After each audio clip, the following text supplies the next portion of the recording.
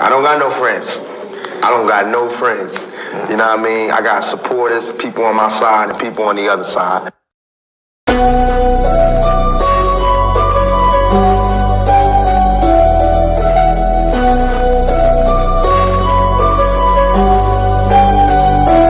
Welcome to the shift where the whole room glows. EMG vibes got the city on go. Stand on what you know, every mind gon' grow. This is black, I'm with you, let the whole world know. Paradigm like, yo, shine just right. Respect your view even if we don't align right. We can disagree and still keep the love tight. EMG family, we elevate the mind right. This that channel that be talking back, energy attack. Iron sharp as iron, watch the whole league react. Competition in the building, better tighten up your facts. We ain't clones, but we still mirror how you crack under impact. Every debate will work out, spot a week, rap fast. You live wrong, paradigm shift, and break your stance. I'm the judge, the jury, the pen, the contrast. My bars hit always like a quadruple, bottom to the shift, where the whole room glow. EMG vibes got the city on go. Stand on what you know, every mind gon' grow. If you black, I'm with you, let the whole world know. Paradigm light, yeah, we shine just right. Respect your view, even if we don't all align right. We can disagree and still keep the love tight. EMG family, we elevate the mind right. We invite every mind, long as you stand on yours. Walking with respect, leave with open doors. Channel stay lit, views jumping off the boards. STL bounce, yeah, the spot from the source. Competitors, welcome, step up, don't fold. We don't fear pressure, we refine under load. Thoughts heavy, we press them till the truth get told. Shit so clean, if the platinum even willing to go. Come through correct, bring your logic and your proof. Speak your truth, just don't run from the truth. We debate with grace, that's the paradigm groove. Flow so smooth, even turbulence move. Welcome to the shift where the whole room go. EMG vibes got the city on go. Stand on what you know, every mind gon' grow. If you black, I'm with you, let the whole world know. Paradigm light, yeah, we shine just right. Respect your view, even if we don't align right. We can disagree and still keep the love tight. EMG family, we elevate the mind right. Where the home glow. DMG vibes got the city on go. Stand on what you know, every mind gon' go. If you black, I'm with you, let the whole world know. Paradigm light, yeah, we shine just right. Respect your view, even if we don't align right. We can disagree and still keep the love tight. DMG family, we elevate the mind right. Welcome to the shift. DMG vibes got the city on go. Welcome to the shift. Stand on what you know, every mind gon' grow. Welcome to the shift. If you black, I'm with you, black, I'm with you. Welcome to the shift.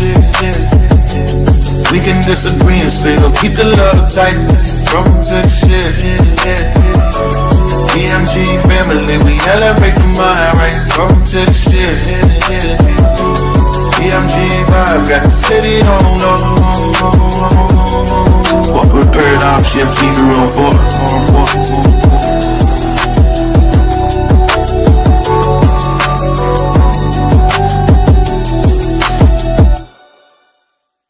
Y'all know I say that greeting for one reason and one reason only. It's because if you black, I'm with you.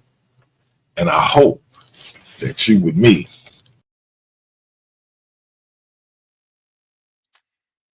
The Paradigm Shift TV 314. This is your brother, the infamous DMG. We back with another powerful show with an even more powerful guest. Before we get into our spiel, y'all know I got to do my spiel. Let me say God bless to all my Christian brothers and sisters. Hotep to all my Kemetic brothers and sisters. Shalom to all my Israelite brothers and sisters. Assalamu alaikum to all my brothers and sisters in the NOI in Islam, period. Let me say Islam to all my Moorish brothers and sisters. Peace to all my brothers and sisters in the nation of gods and earth, them 5%ers. Let me say what's up to all my atheist brothers and sisters. Salute to all my Abo brothers and sisters. bless up to all my roster brothers and sisters. Last and certainly not least, I want to say jumbo to all the rest of my brothers and sisters all throughout the African diaspora, be it here in the wilderness of the United States of America or beyond. Y'all know I say that greeting for one reason and one reason only. It's because if you're Black, I'm with you, and I hope that you with me. Our different ideologies should not keep us from uniting. We can have unity without uniformity. Last and certainly not least, we can disagree without being disrespectfully disagreeable. With that said, my esteemed guest, please reintroduce yourself to the Paradigm Shift TV 314 audience. Yeah, no doubt. Giving all praises to the God of Abraham, Isaac, and Jacob, to Yeshua, and to our ancestors, those who taught us out to walk out the Torah circumspectly. Shout out to DMG and this platform. Shout out to Paradigm Shift TV. Listen, man, we're here, man. Shout out to the New Torah Movement channel. Shout out to the Black Saga Clan channel as well. We're here to sort of give a critical analysis on, does the Bible condone rape? Every so few months or so now, I hear this topic come up. Somebody outside of this community asked me to actually go into this topic for them. And so I decided I've, been asked to debate it multiple times, never seems to pan out properly. But I will actually do sort of a critical analysis and breakdown for those of you who are not familiar with the argument, for those of you who just need a point of reference, or whether you agree or disagree respectfully. This is probably is going to be the most critical breakdown you probably see on this particular topic in this space. Again, so I want to get right to it. I probably should be doing this, as I said to my good brother DMG, probably going to be doing this probably in a series. I probably need to do it that way. But I just want to get to the meat of it and just show you what the actual consensus is on the topic. I think that's important, as well as to show the actual breakdown of the actual scriptures in regards to the topic, and just go over a few things, man, so people can get a clear understanding of this topic. If you're heavy into apologetics, I think this would be good for you as well. If not, just for your own personal understanding and reasoning and witnessing, whatever it is, I think this would be helpful for you as well.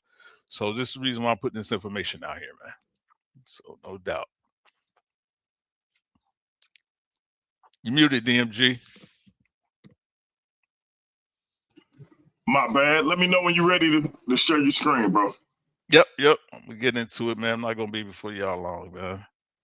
Just in case. Yeah, and why do you think so many people try to bring this up as sort of a gotcha moment? Because for me, I feel like even with what the things that they say, it's like, do you forget the time frame in which this was written, and that things were handled? Things were handled in a particular way in the ancient world. When we see things like the rape of Tamar, we see how Absalom is one of my favorite characters in the Bible. And we see how he dealt with that situation. And so I just don't get the attempt at a polemic against the Bible using this as a tactic. But that's, Yeah, absolutely, man. And you bring up a great point. And the reason why it's using, I'm going to show that what the actual consensus of scholars actually say about that particular point, that it is simply a feminist argument that argues against patriarchy, because it's their understanding that the scripture is makes a patriarchal stance, right? It is a misogynistic argument to support a feminist aspect of these particular stories and occurrences that we see in the scripture. So what they do is they convolute it, right? And they lie about it. And I'm going to show you exactly what they do, right? And how they try to use this. And I'm going to show you the logical fallacies that they Okay. use in order to try to support that argument, right? And how it actually fails, right? And so that's the reason I'm really glad you brought that point out, because that's the reason this study is important, right? Because it does take some bit of study. If you're not familiar with how with the ancient Near Eastern culture that you talked about, how these things worked in ancient Israelite culture, right? If you're not familiar with that concept, it's easy to fall for the logical fallacies that they present, and it's a feminist argument, no more, no less. We're going to prove that and show that tonight, right? And I'm not going to be before you long. Feel free, man, to jump in, man. Ask any questions, man, because reading. I know one thing about our people. We can read so much, man. After a while, they start to tune you out because they're not they're not really used to sitting and reading, and sometimes they're just so busy they can't do it. Right. So just break Right. up the monotony, bro. So Right. yeah, because it's informational. So I'm ready, man, when you are. No doubt. I'm gonna make it full screen. Yes, sir. All right, I'm gonna make it full screen and let you do your thing. All right, let's get it, man. Man, so again, this is a critical study, right? On the topic, does the Bible condone rape, right? And it's interesting that we even in social media have to relegate the term here, right? We have to use this euphemism. We have to use it so that people won't be offended by it or take offense to it, right? Because it is a sensitive topic, right? And usually, what happens is that the feminist argument is simply because if you haven't experienced that or gone through that, then how is it that you're allowed to speak on it? And that's usually the fallacy, right? One of the fallacies that we have in these particular types of arguments, right? Is gaslighting at its finest, right? And so what we need to do is just look at it critically, right? And what the text says and what the major scholars say that are actually doing the study with these particular stances and stories that we see in scenarios that we see in the biblical narrative concerning grape. So let me start out, right? So let me start here by first, right? Um, in this segment here, RAINS, RAINNS, RAINS National Sexual Assault is a 24/7 hotline, 24 hours, 7 days a week hotline. Uh, this critical study is not to diminish or demoralize or take away from the fact that rape is a tragic occurrence. It should not be something that is acceptable in our culture, in any culture, right? It's something that we need to beef up more because women are more susceptible to sexual assault than men are, although men are being sexually assaulted as well, right? But on the grand scale, overall victims of sexual assault are women, right? And so if there's anybody who's experiencing that, right? This is a national organization that I vetted myself and I've even donated to. Uh, these it's the RAINS National Sexual Assault hotline. There is available 24/7. The number is 1-800 656 HOPE or 4673. You can chat with them online as well, or you can text, right? Text hope to 64673 and people will respond to you, experts, counselors who will respond to you and who are able to walk you through, or someone you know who's experiencing it. They deal with teenagers all the way up to adult women, uh, and they actually take male calls too, right? Sometimes it's difficult for men who've been sexually assaulted or young boys who've been sexually assaulted to be able to actually express that to people that are around them because there's a stigma that goes with it. So they take calls from men as well. Right. So here's one of their statistics. 81% of women reported experience some form of sexual harassment or assault in their lifetime. That should not be, right? It should not be. 81%, that's diabolical. That's evil. That's evil. According to the National Black Women's Justice Initiative, NBWJI, for every black woman who reports a rape, at least 15 do not report it. Can y'all imagine what that number is? Right? There used to be there used to be this thing talking about 6 degrees of separation, and that's based on the actor Kevin Bacon, how many movies he's been in, and by degree of 6 people, you can count up to 6 people, and you'll get to a connection to Kevin Bacon, right? Based on how many movies he's been in, no matter who you are in Hollywood, right? It's only 6 degrees of separation from Kevin Bacon And because he's it been in so is. many movies. Go ahead. Hey, listen, that is a real thing too. Yep. Yep. It's a real thing. It's a real thing, right?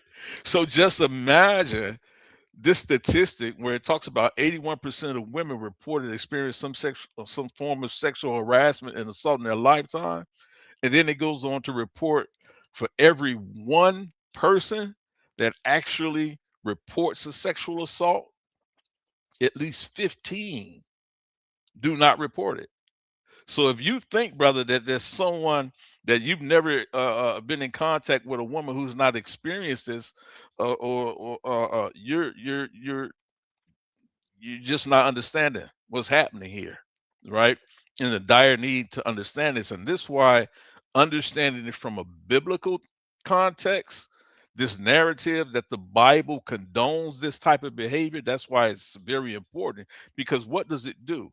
When what it does is it turns people away from one of the most compelling reasons that people find themselves being able to handle and deal with sexual assault mentally.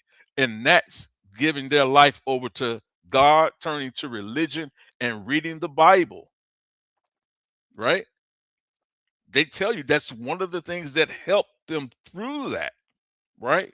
So when people tell you, oh, there's no answer there, then they're turning many people away from the one thing that has been proven to help the mental state, to help the spiritual state, the restoration state of people who, especially women who've gone through this. That's why it's important to have this discussion, this argument, and to show that the Bible emphatically does not condone rape, does not condone this behavior, right? So I just wanted to offer this for anyone that needs that help or experience anything like that. You need someone to talk to, and it's okay to talk to somebody. That's one of the things in our community is we don't like to talk to people who have actual experience, right? Some of us like to talk to people who know it's not going to give us an answer or a pushback. But you need to talk to somebody who you're able to sit down with and to be able to share, right? All your feelings and not be judged, right? That's important. So let's continue. Uh, For survivors, theologians, and historians alike, examining how the Old Testament addresses rape is a task fraught with profound emotion and moral weight. The core of the debate touches on the painful question: looked at through a modern lens, these ancient laws can easily appear to minimize a devastating crime by focusing on property and social hierarchy. Yet, when we look closer at their original context, and this is what Brother DMG opened up with this question, we find a different intent. This project argues that the Old Testament did not minimize the horror of sexual violence. Rather, these laws were explicitly crafted to protect victims and punish those who harmed them. That's what the biblical narrative tells us. It doesn't tell us anything outside of what we just laid out here. Anything else comes from outside of the Bible and someone projecting onto it. And what they're projecting onto it is usually a feminist argument. It's a misogynistic argument, right? To turn you away from the very thing that many women and many men go to when they go through these experiences that has been proven to help them through these situations, right? So a critical study encompasses a comprehensive and analytical examination across various disciplines. It involves in-depth analysis aimed at unraveling themes, resolving misconceptions, which is what we're doing here, and evaluating contributions in fields like architecture, literature, philosophy, and science. Each discipline employs critical study to enhance understanding and interpretation, highlighting its significance in unraveling complex ideas and evaluating the impact of various texts and philosophies, thereby fostering deeper insight. So, the point of doing a critical study or a critical analysis on this particular topic is really to resolve the misconceptions, because the misconceptions don't come from the scripture, they come from outside of the scripture, right? And so we're going to stay within the scripture and its understanding to get the proper context and its proper intent when it comes to this topic, right? So in treating the trauma of sexual assault, the Bible neither compromises nor minimizes the severity of the offense. Instead, the Torah introduced, listen to me, people, introduced a groundbreaking legal standard for the ancient Near Eastern world, one that fiercely prohibited rape and actively championed the rights and protection of vulnerable women. These laws were not just unique for their time, they laid a profound moral and legal foundation that echoes directly in our modern day legislation against sexual violence. That is the truth of what the scripture actually portrays. It's what it's actually telling us, right? Anything outside of that or anything contrary to this is simply someone's projection of their ideology to subvert the intent of what the scripture actually says, right? So again, the Torah introduces a groundbreaking legal standard for the ancient Near Eastern world when it comes to this situation. You're not going to find it in ancient Kemet. You're not going to find it in any Akkadian or Sumerian text, not even in the codes of Hammurabi. It's the Torah that specifically lays it out. Even for those of you who want to say, well, you don't have a Torah to 580 or so BCE, still none existed. Still none existed that introduces this groundbreaking legal standard for the ancient Near Eastern, in the ancient Near Eastern world of culture, right? That we see has survived until this very day when it comes to protecting and championing the rights of vulnerable women when it comes to prohibitions against rape and sexual assault. It's here. It's what it says, right, in the text, and we'll go through that, right? So let me break down how these arguments against the scripture are made and the topic that the Bible condones rape. Let me show you how these things are formulated, right? So ultimately, the biblical text neither makes concessions nor mitigates the gravity of rape. Arguments to the contrary are fundamentally anachronistic. And this is what Brother DMG was saying. Like, they're not understanding what the culture was at that particular point in time. And what they're trying to do is take a modern idea or presumption of guilt and wrong and immorality and place it in an ancient Near Eastern context, thousands of years before it, that did not exist, right? So imposing modern sensibilities onto the ancient Near East and Hebraic cultures from these laws emerged. This opposing affirmative position relies on two critical logical fallacies that these people try to make.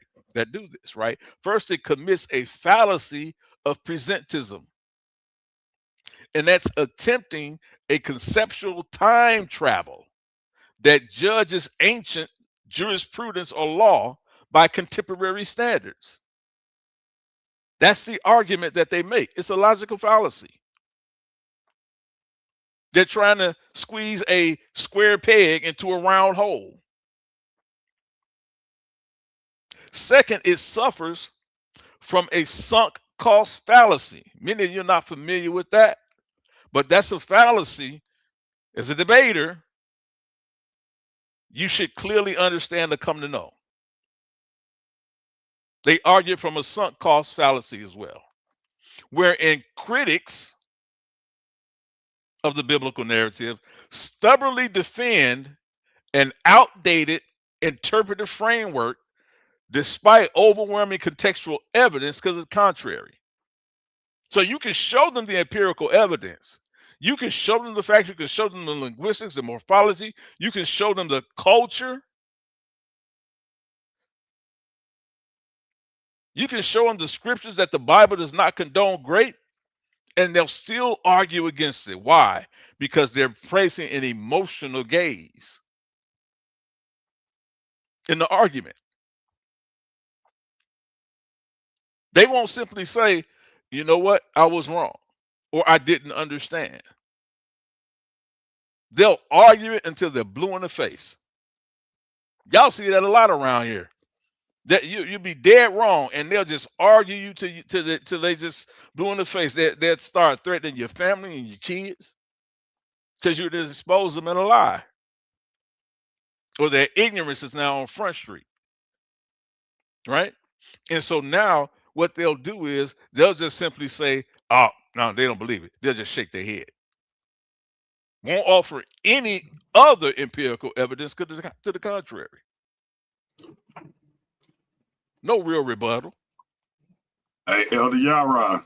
Yes, sir. I just got to give you a heads up. We got the pseudo slayer himself, Cedric Ortega, in the building, and he watching and listening, brother. Yeah, yep. I'm glad he is. So, maybe hopefully he'll learn something. So let's get it. So problematic reasoning, right? And this is the problem with these arguments, right? That they have, right? Problematic reasoning, right?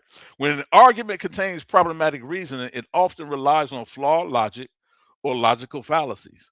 While these arguments may sound convincing, they fail to provide genuine, valid evidence to support their conclusions.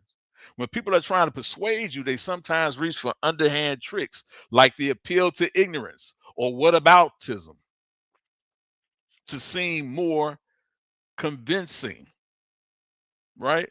We get this a lot in this community. A lot of folks that really, that a lot of folks really cling to.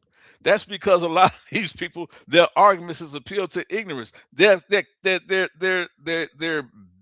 hoping you don't understand what they're saying, or you haven't read what they've read. They're hoping you're not as well studied as they are on the topic. And that way they can finagle and finesse how you think about something.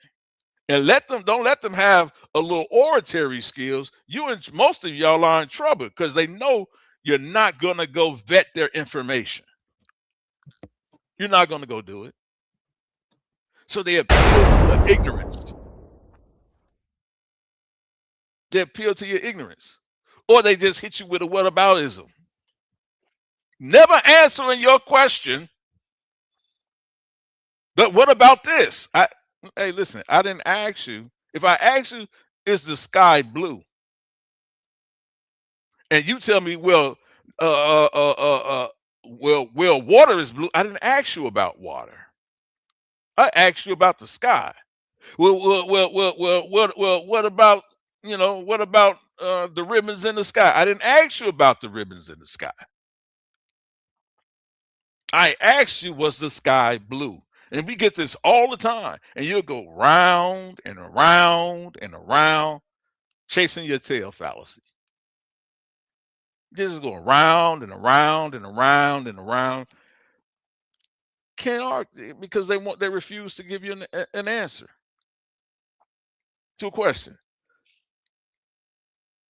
So they play on, especially in our community.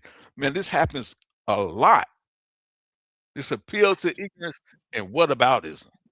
Yeah, let me ask you this, Elder Yara. Yes, sir. What is it when you talk to people about a particular topic? And it can be anything from religion to relationships to politics. And instead of I can ask somebody, you know, are we going to acknowledge that the Republican Party betrayed Black people multiple times when we were firm supporters of that party? Whether you go back to Reconstruction when they abandoned Black people in the South and thus paved the way for Jim Crow laws, redlining, taking advantage of the 13th Amendment, where you can lock somebody up for 10 years for jaywalking, stuff like that, or whether it was how they betrayed us going into the 20th century with different laws that they passed again when we were firm supporters of the party. Instead of answering that, they'll say, well, you know, the Democratic Party was the party that enslaved. And well, that ain't, if that's true, I'm asking you about what I asked you about. Why are you, if you want to talk about the Democrats and what happened with Black people, we can talk about that, but I asked you about Republicans betraying Black people. And they'll still go back to, like, what is that? Yeah. Is that a tactic or what?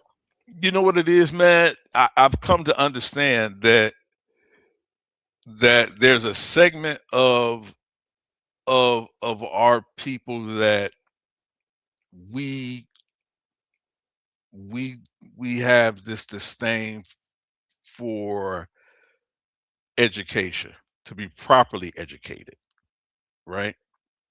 Because in order for you to be properly educated, you have to formulate your own opinion or your own ideology or your own understanding of a particular topic. Our people don't really stretch out to do that. They find comfort in being a part of the go along, get along game. That way, if you point out the fact that I'm wrong about something, then it's less abrasive if I'm in a crowd of 100 people that actually thinks the same way. Because what they'll do is they'll support my ignorance. And ignorance is just lack of knowing, right? So when you introduce a truth into a pool of ideologies that no longer serve us, people either do one or two things. They either push back or they simply clam up, right? And so no one wants to be the one to stand out. No one wants to be the one to say, you know what, I agree with what's being said, right? And this hinders our people from moving forward. That's why when you have I call them the wonderful people, right?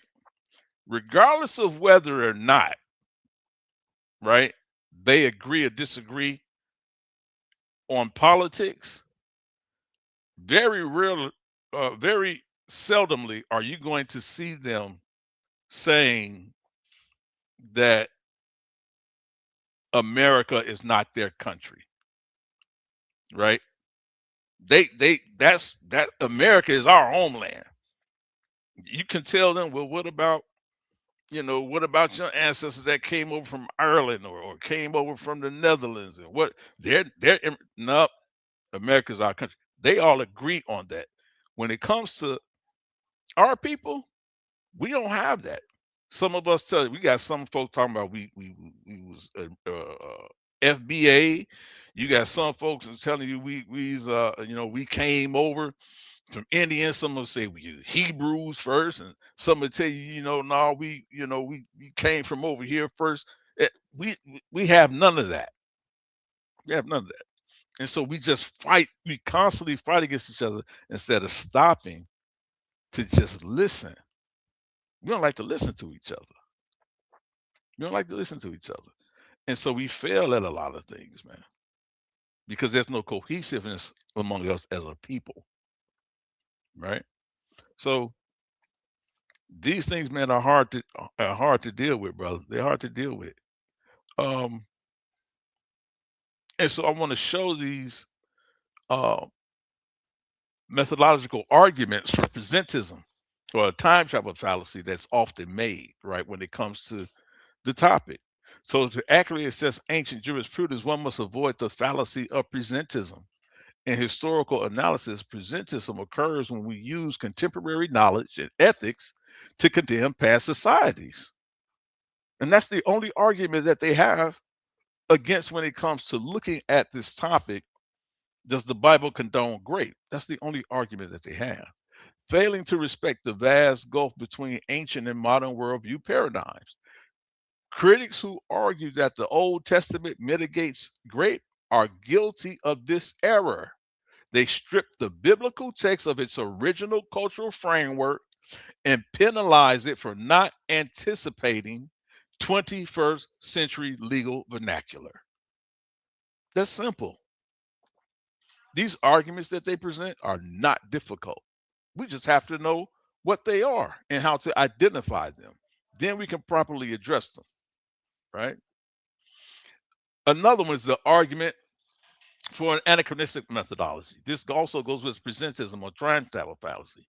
To accurately assess ancient jurisprudence, we must reject the anachronistic methodology that plays contemporary critiques of the biblical text. Judging historical errors by current moral standards fails because it ignores the profound gulf between ancient and modern worldview paradigms. For example, evaluating Athenian slavery through modern abolitionist values is a recognized error of presentism, as ancient Greek slavery operated under an entirely different social and conceptual matrix than modern chattel slavery.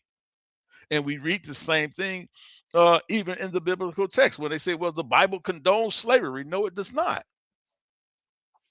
It's the same problem. Slavery in the ancient Near East, especially as you read about it in the Old Testament and even in the New Testament, when Paul makes the statement, slaves obey your masters, it's not referring to the conceptual matrix of chattel slavery that we've seen in the antebellum South.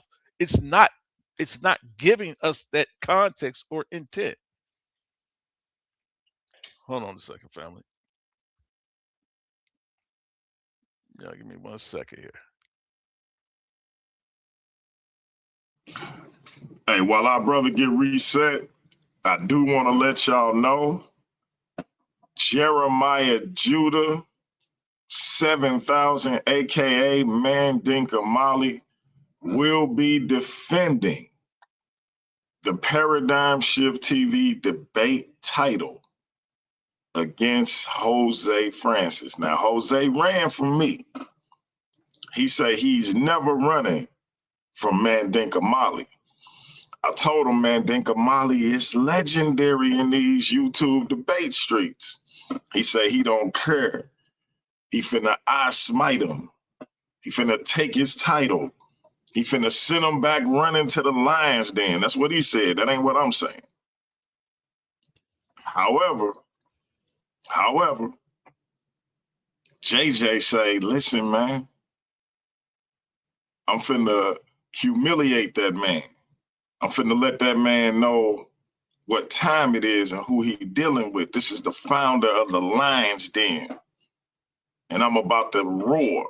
So we're gonna see what's up. Shout out to Notes from the underground in the building. I'm ready to start back when you are, bro. Yeah, no doubt. No doubt. Let's get it.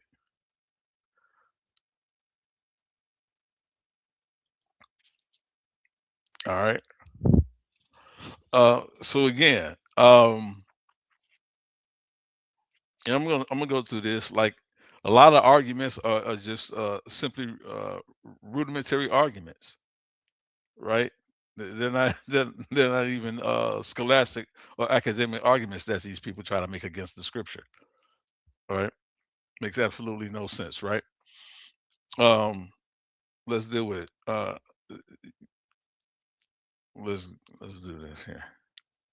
It's like compare, and this is what they do, right?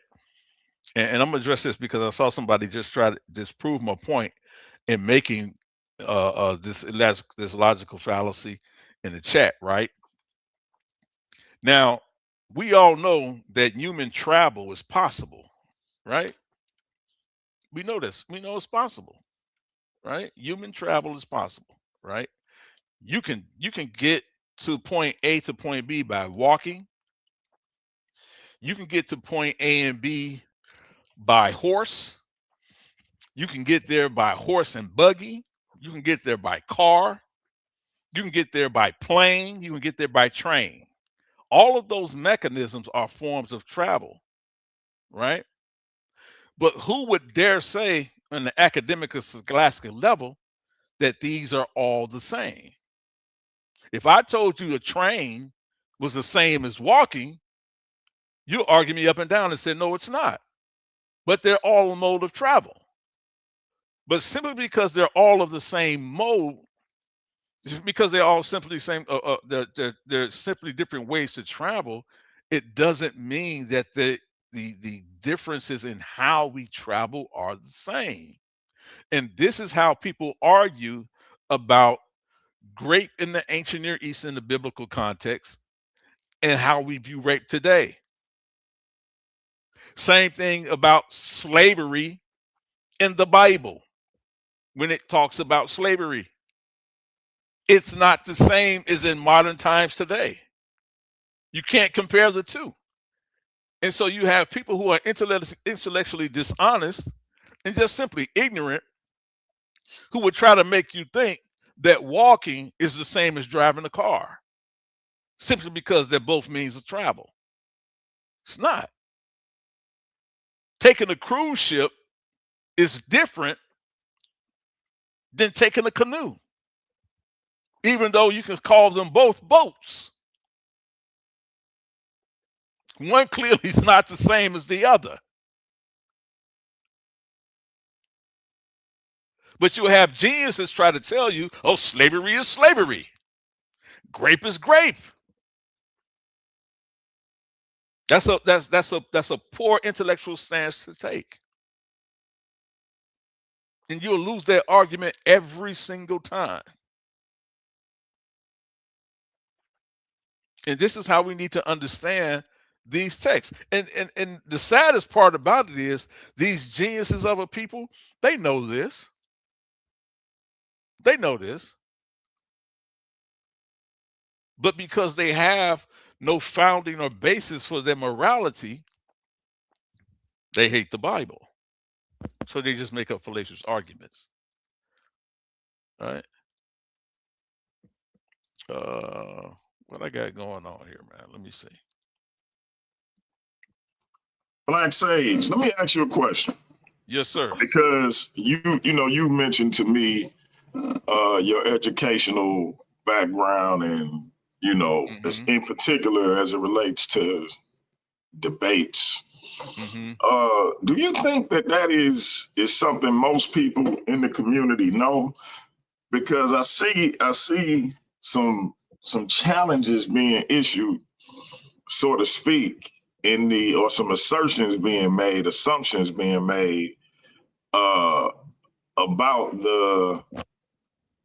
whether or not you have a particular amount of knowledge. And I don't think they necessarily know your background. Did you unshare your screen? Yeah, I did. I'm finna hit back. All right. Yeah. But yeah, talk about that briefly if you can. Yeah, man. Again, and because I don't, I don't come on and I don't blow it like y'all see a lot of people doing, man. Like just saying a lot of things, but um, I uh, have a degree in applied behavioral science. It's an AAS degree, so it's applied behavioral science. If anybody wants to understand what that is, you can look it up. It's the AAS. That's number one. I have a bachelor's degree in communication. Um, that's number two. Uh, Number three, um, I have worked in. I also have a paralegal background, paralegal degree as well. Um, I've been doing that for about 30 years. Um, I run my own company based on that. Been doing that successfully for about 6 years with employees. I've done litigation, subrogation, maritime law, criminal. Um, I do mostly intellectual property now. I've done forms of law most people have probably never even heard of or even been involved in. Uh, and that includes legal writing. I actually have memoranda um, that I've actually helped assist to write that actually has been used in some jurisprudence cases in the state of Illinois. Um, I just started putting up some of my theological papers and journals that I can provide the DOI number for those who would like to read one of my papers and dealing with uh, Yahweh, the evolution of Yahweh, and in the ancient Near East. So those can be read. I taught at Trinity University in world religion uh, for I say 4 years in Decatur, Illinois, as an adjunct professor. So my background in this, and then, like I said, man, as far as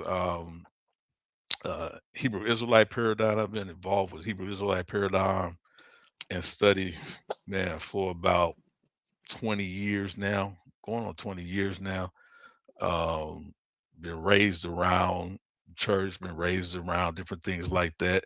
Um, I studied Islam. I study. If people actually want to know, I studied under the Honorable Louis Farrakhan, and peace be upon him and his family. His wife just passed away, a beautiful mother. She just passed away.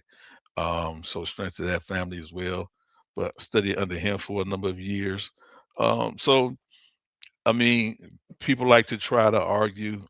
My passion is as an independent researcher is religion in ancient Near Eastern context, right?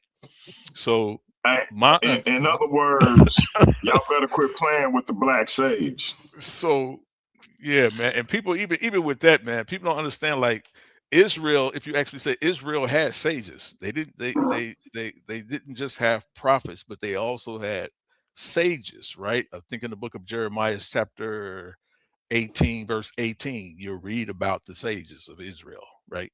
So they had sages. So when people say, oh, well, you came or you changed this, you came up there, no, it's just an evolution of understanding and wisdom and knowledge that most people, because they're not read, don't understand. And that's okay. That's okay. Um, but I've been involved in jury selection, murder cases, uh, sexual assault cases. Been a part of jury voyeurs and helping select jurors, right? So for cases, so yeah, I've when it comes to jurisprudence, I have a very solid understanding of that. I did pass the LSAT. I didn't finish law school. I entered law school at John Marshall in Chicago. I didn't finish because I started a family, and we have more children be more, more than what my pockets could hold at the time. So I wasn't able to complete my law school journey. But I still been a part of. I work for some of the top prestigious law firms in the world, not just in my state, not just in the country, but in the world, right? World renowned law firms. So, um, I don't do it often, DMG. I don't get up here and say that often at all because I don't really think it matters in this Hey, space as much as most people think it matters when they get up and do that type of stuff. It don't matter to me, but I just had to let you talk your talk for a minute. You know what I'm saying? yeah, yeah, yeah. So yeah, so that's what it is. You know what I'm saying? It is what it is. So that's what it is, bro. So hey man, No doubt, no doubt. yeah, so I don't really get off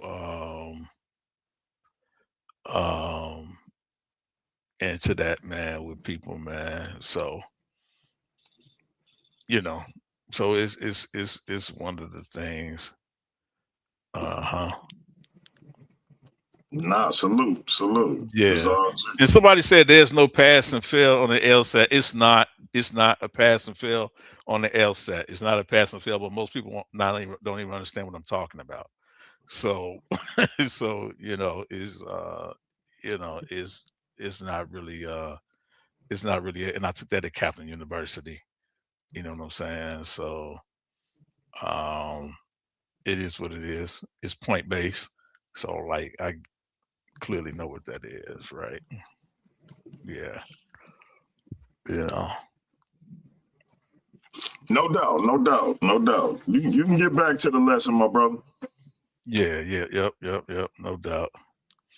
Yep. I think I remember I got like a 135 on my LSAT. So most people don't understand what that is anyway. But it's all good. Let's get it. Let me see if I'm getting back to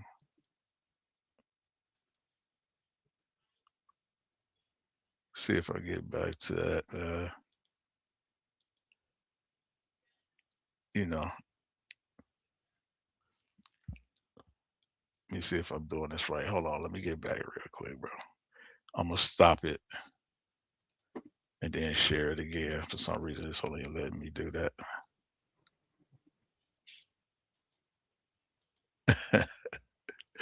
People funny, man. They're hilarious, bro. But all right. So let's get back to it, man. All right, let me get you back up. Yeah. And let me say something, man. Shout out to JJ 7000, man. People be sleep on JJ 7000, man, but he be hitting them, bro. I see you, JJ. Man, Dinka Molly. I'm used to saying JJ, but man, Dinka Molly. But let me get through this, man. Then I'm gonna get to the meat, right? It says, an argument for anachronistic methodology. Critics who argue that the Old Testament mitigates rape commits this precise methodological blunder. They penalize ancient Hebraic law for failing to use modern vernacular, blind to how uniquely protective those laws actually were within their own historical context. If you don't understand that, then you shouldn't really be having these arguments, right? People will argue till you will argue with you till you blue in the face about this. But you cannot have this argument this way, right? And here's the sunken cost fallacy that a lot of you debaters probably, and I didn't mention I was on the debate team either. So, let me throw that out there. But logical fallacy, sunken cost fallacy, right? So scholars of law, theology, and history deeply contest the Old Testament stance on the trauma of grape. The core debate balances whether these ancient laws fiercely oppose sexual violence within their native cultural context or whether they minimize the victim's agony by focusing on social and property dynamics, right? Let's talk about what sunken cost fallacy is, right? It's our brain's compulsion to stick with the losing choice because we've already invested a lot of money, time, or effort in it. You've been having these conversations for weeks, for decades. And I said weeks because some of y'all only been having these conversations for weeks and you think you got it figured out. Right? But it's your brain's natural compulsion just to stick with what you think you know. Right? You done had 30 people have you've had this conversation with, and all 30 of you are ignorant to the facts. But you walk away feeling as if you valid in your argument. Right? So anybody in this community that knows me will tell you I talk and I study with anyone. Any if you have an opposing view to me. If you agree with me, I don't have time to preach to the choir. I want to talk to the people who have an opposing view than I do. I've had many phone conversations with Jose Francis in regards to his ideology and his thoughts on ancient Kemet. I want to hear his opposing views. Right? I've had many conversations with Chris Harris. Right? Hearing his opposing views. I have many conversations with people who don't agree with me. I don't need you around me because you agree with me. Right? My good brother and I, we finally come to some common ground on some things that we're going to be sharing soon. My good brother King J. I got some Israelite brothers that are close and dear to me. They don't agree with nothing what King J says. But King J and I have been able to find common ground on some things because they're factual.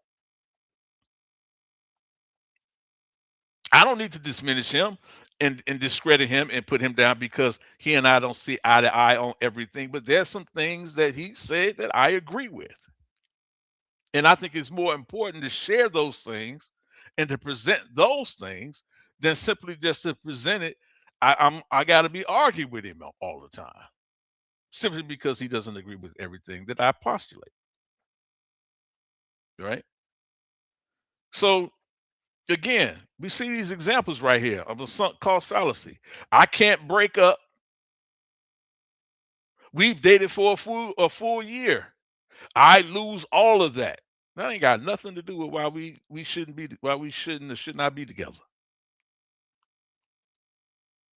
Another example. This is a terrible movie, but I paid $15 to see it, so I'm just gonna sit right here through it.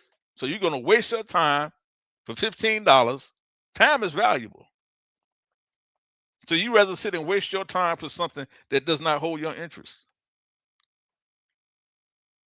Just simply because you paid money for it, you just go along with it.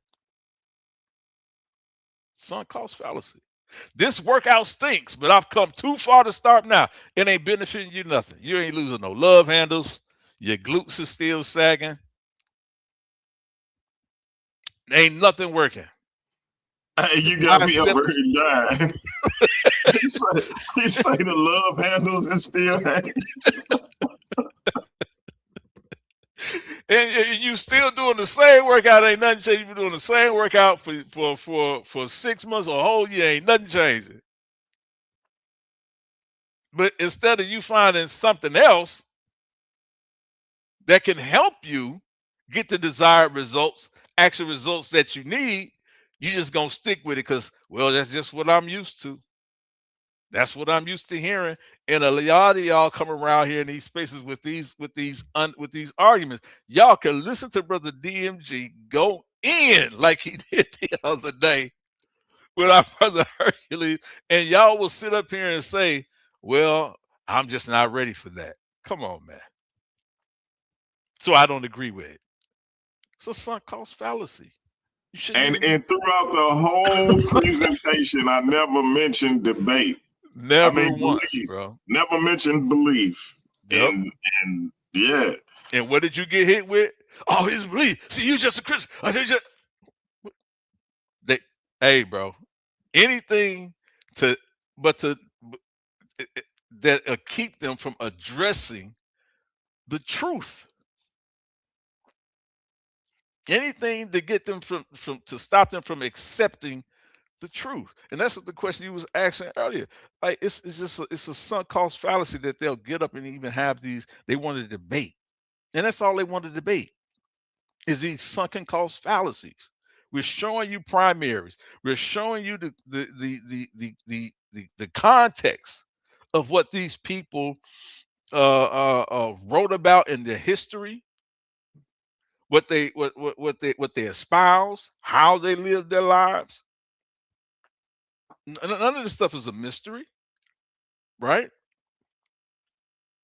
It's facts.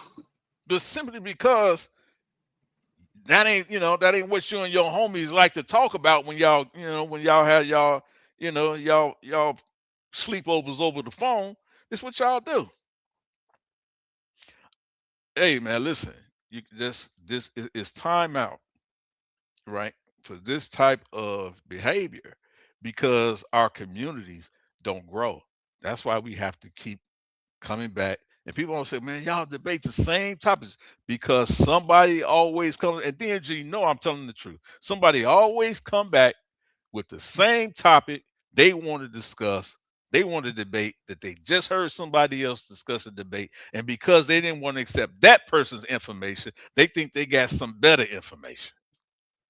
Facts. I just heard you say, hey, man, listen, let's not do the Jabari debate. Why would somebody come on here, man, and try to have the exact same debate? They know Jabari and Dr. Reggie is about to have. You see? Like honestly, what empirical evidence are you about to present that's going to be different for either one of their positions at this point? Like, I just laugh, bro. I'm like, this stuff is crazy, man. It's crazy. And so people man, look, man, it's a sunk cost fallacy. Get away from these type of people. You wasting your time having conversations with them, right? And that's one of the reasons why after I thought about having a debate about this topic, I was like, you know what? It's not worth debating because there's actually no debate. There's actually no debate about it, right? So again, approaching this painful history with the gravity it deserves, my study demonstrates that the Old Testament laws did not mitigate rape. Instead, they function to protect victims and punish perpetrators. The assertion that biblical law minimizes sexual assault collapses under the weight of its own flawed methodology, which is bound by the three core errors. And that's what I talked about: presentism, anachronistic, and a sunken cost fallacy argument. It folds, it's exposed, and it folds. That's the only way that those arguments attempt to exist is in those three spaces. Other than that, it's nothing more than a fallacious claim. And what happens is that people get too invested. They get too invested in a fallacious claim that they feel stupid once they know it's exposed and don't have enough sense or integrity to withdraw from that claim. Some of y'all just need to withdraw from the claims y'all make. Nobody's going to fault you if you do that. I won't. I think I would think you're more of a scholar or academic if you were to do so. But they're motivated by a bruised ego, fear of defeat, and irrational animosity towards the text. They hate the scripture, period. And critics stubbornly double down on their errors. You know you're wrong, but you just gonna double down on it. You just gonna beat us about the brow in the face, and you're wrong.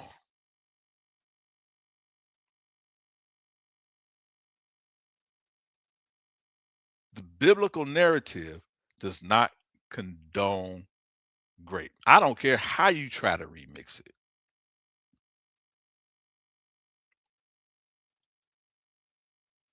All right. The exact intellectual stubbornness further underpins any contrarian's faulty premise. Y'all just have bad arguments, right? So I'm gonna go through this. Let me get to some of the stuff I know the people really want to see, right?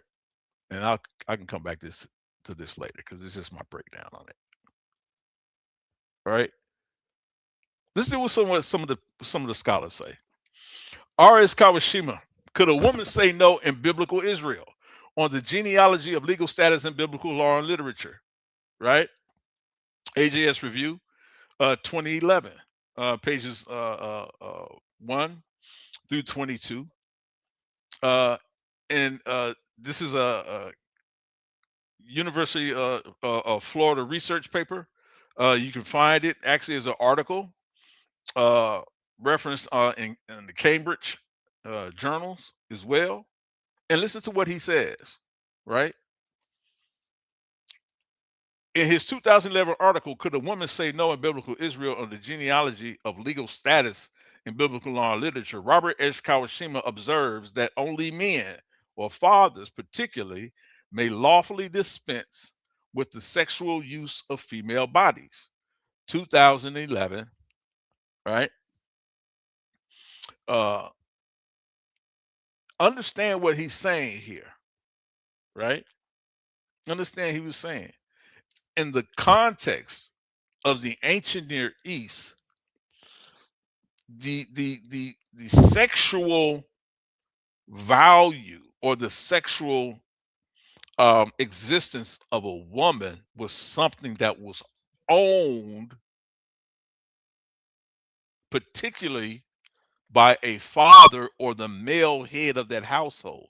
It was something that was of such immense value that they didn't leave it to a woman who could possibly be guiled by a man and lose her sexual value. So your father or the head of that household, his job was to protect your sexual value as a female. I know that spins Hey, some of if I y'all may, brains to mush. Go ahead. if I may, Elder Yara, as a Yes, man sir. with 4 daughters, all Mm-hmm. of which are grown now, but Mm-hmm. Mm-hmm. I wish Mm-hmm. that I had that authority and that Yep. power as it related to them Facts. giving themselves Yep. to an individual, because Who's not I would have worthy. put Yep. absolutely. So, Yep. but continue. That resonated with me heavy. You hear me? Yeah. Hey, listen, I have 4 daughters as well, grown. I have 1 daughter, no children, no husband. But guess what? She's had issues with men. And guess what? I always would tell her, I said, whatever you do, let him know that you have a father who's living, moving, and breathing, and will be there lickety on the spit, as they used to say, on the spot. I'm telling you. I'm telling you. You know what I'm I, saying? I Make had a that known similar. from day one. Hey, let that be known. Look, I almost, when my oldest daughter first started dating, me and Mhm. my cousin almost pulled that scene from Bad Boys. Hey, bro, for real. I've had to do it several times, man. Several times. You got to do it, man. You got to do it. So it is my duty as a father to protect, not it may sound lewd when we say it today, but back then it was their duty to protect the sexual value of that woman. Why? Because that was the thing that she held that no one could take away from her, that would secure her future. You understand? That was the one thing that she held as a female that would secure her future, her sexual integrity and purity.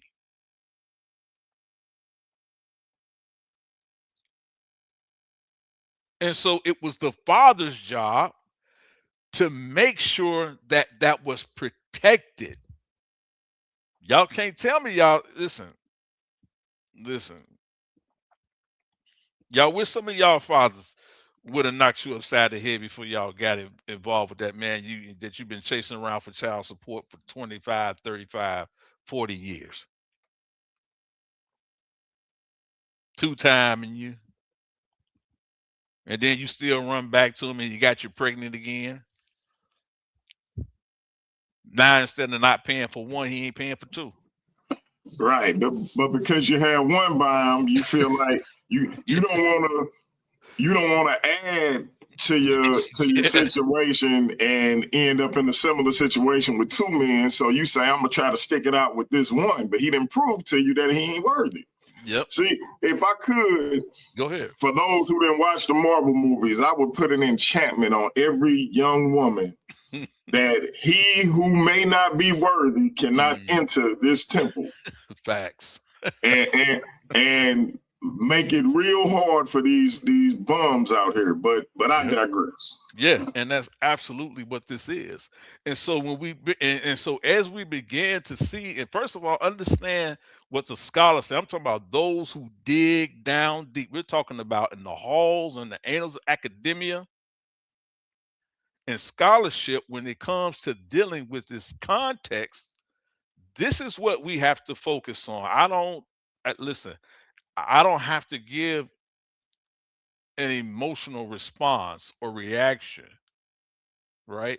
I'm just reading to you what the scholars actually say about it. And it's funny when it comes to certain things that we want to pick and choose not just which scholars we listen to because of their skin color, but when do we listen to the scholars? See, we only want to listen to the scholars when it's, goes along with our our how we feel about it, right? When it agrees with us, you see. But on this particular topic, does the Bible condone grape? The consensus of scholars is the answer is no. There's nothing, and it's really nothing to be discussed about it. The only arguments against it come from outside, fit within those three fallacies: presentism, anachronistic, and sunk cost fallacy. And it built on misogynistic and feminist arguments. But none of them support what the text actually says, not according to this consensus of scholars on the topic. So he concludes that the absence of consent means there was no such thing as forcible rape in biblical Israel's legal system. I'm not reading something from 30, 40, 18, 1500. It's 2011 he wrote this. Any such encounters are crimes of illicit sex, and the victim is either the woman's father or her husband, not the woman herself. So the one who, and so let me get y'all to understanding this as y'all are reading through these scriptures, or y'all hearing people talk about this.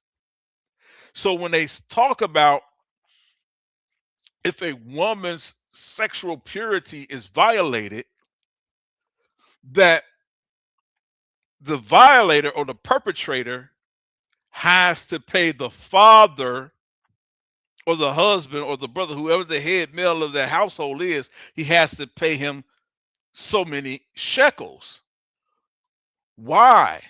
It's not because the fathers are saying, listen, this is how much we selling her sexual value from. No, it was a penalty. It was a penalty because you've legally harmed the father or the male of that household, because the value of the sexual purity of his daughter had to be rectified, because now the sexual purity no longer exists. So the blessing of that daughter's sexual purity not only was to ensure her future, but it also helped the entire family. So it may seem archaic and arcane in today's time, but at that time, it was valued, highly valued. And so they say, "Oh, you just would give her 50 shekels or 30 or 50 shekels and send her on her way." That's not what that's not what it was. It's not what it was. But you won't get that understanding if you don't properly study. And if you study with a confirmation bias, you're going to get that too. You're going to walk away ignorant of what the intent or the text actually is saying, right? Thus, even the story of Amnon's entrapment and attack on his sister Tamar in 2 Samuel 13, a brutal sexual assault she attempts to resist, is not a case for grape, according to Kwashimi. And the reason why is because she did not own her sexual purity. The family, the father was responsible for the sexual purity. I, I know it doesn't sound right today, but we can only talk about it in the context of its day. To try to push a modern narrative on it is a presentism fallacy. It's a time travel fallacy. It's an argument you cannot uphold. Right? Biblical law and literature, he concludes, fail to perceive what he refers to as forcible grape. The text doesn't give it that. And so when you say, well, that's how I would see it today, well, that's your conjecture now. That's your interpolation into the text. That's your opinion of the text. Now, you can argue my opinion of the text, but do not dare come and say, this is what the text says. It doesn't say that at all. Anything outside of this understanding, you made it up. You made it up. Simple as that. Right? Next slide. Eve Levabi Feinstein, PhD, because some of y'all say, well, of course, that's what a man would say. I got you covered. Eve Levabi Feinstein, PhD, Harvard University and Stanford. She pens the book Sexual Pollution in the Hebrew Bible. Right? Here's the source for it. Right? There's the citation. Sexual pollution in the Hebrew Bible. New York, Oxford University Press, 2014. See what she says. She talks about the case of Dinah, right? Which is often the go-to for most people when they want to talk about that you can show evidence of grape in the Bible, right? And that it's condoned somehow. They often go to this. But let's see what she says. In Sexual Pollution in the Hebrew Bible, Eve Levabi Feinstein uses the readings of Lynn M. Betchel and Tekva Framer-Kinsky to suggest that based on word order, this is important, based on word order, Dinah may not have actually been graped by Shechem.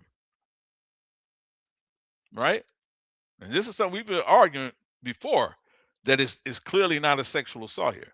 The argument made by Betchel is that in descriptions of grape, violate precedes lie with, while in cases of consensual sex, violate follows lie with. Do y'all see the difference? I'll read it again. The argument made by Betchel is that in descriptions of grape, violate precedes lie with in the text, while in cases of consensual sex, violate follows lie with. So violate comes before in the understanding of grape in the Bible when it talks about to lie with. But when it talks about to lie with and the word violate comes after it, that's consensual. So in her book, Reading the Women of the Bible, Frymer Kinski provides a reading that compares the stories of Dinah and Tamar. She argues that Ina, to humble, refers more generally to an act of humbling or degrading of a person. In a case when Shakav, to lie down with, precedes Ina, the humbling of a woman is a casual result of the illicit sex act of any kind, not necessarily grape. Contrasting this, Ina preceding Shakav illustrates of the fact of is illustrated of the fact of Eve Levi Feinstein in Sexual Pollution. This is what she postulates, right? Based on her breakdown. That even when you talk about the differences in the situation that Tamar went through versus what Dinah went through, Dinah was not raped, but the evidence is positive for an argument for Tamar. And our good brother DMG talks about Absalom, the brother of Tamar, who said, you know what? You're not going to treat my sister like this and get away with it because the penalty for it is death. Tamar Hey, you also notice? said, go ahead. No, I was gonna say, you notice he said you defiled my sister. You defiled my sister. Exactly. And he went to his father to rectify it. David ain't want to do nothing. That's right. He waited 2 years, let him get comfortable, you think everything all right? Yep. And he took care of business. Took care of business. And the reason, and see, people don't understand the reason why David is not that David didn't want to do anything. David was in a political situation that had he went after Amnon,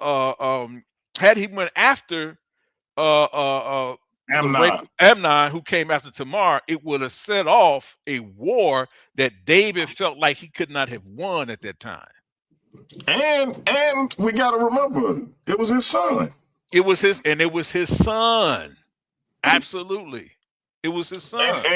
And because he was Tamar and Absalom half brother, she even says, "Yep, we don't do this in Israel. We don't do this in Israel. Father, can you marry me?" Yep, she said it. Right, and so the war he was afraid setting off a war with his mother's side because Amnon's mother was a princess, right? Her father was a king. It was one of those what they call them, Elder Yara, when you marry your daughter to either to your enemy as a means of peace treaty or to your potential enemy. Yep, that's exactly what it was. People don't understand too. This is why Solomon had so many wives or concubines. These were peace treaties. Right? People don't understand that. They say Solomon was a womanizer. No, these are peace treaties. He was marrying these people so they wouldn't have to go to war. He would have to go to war with them.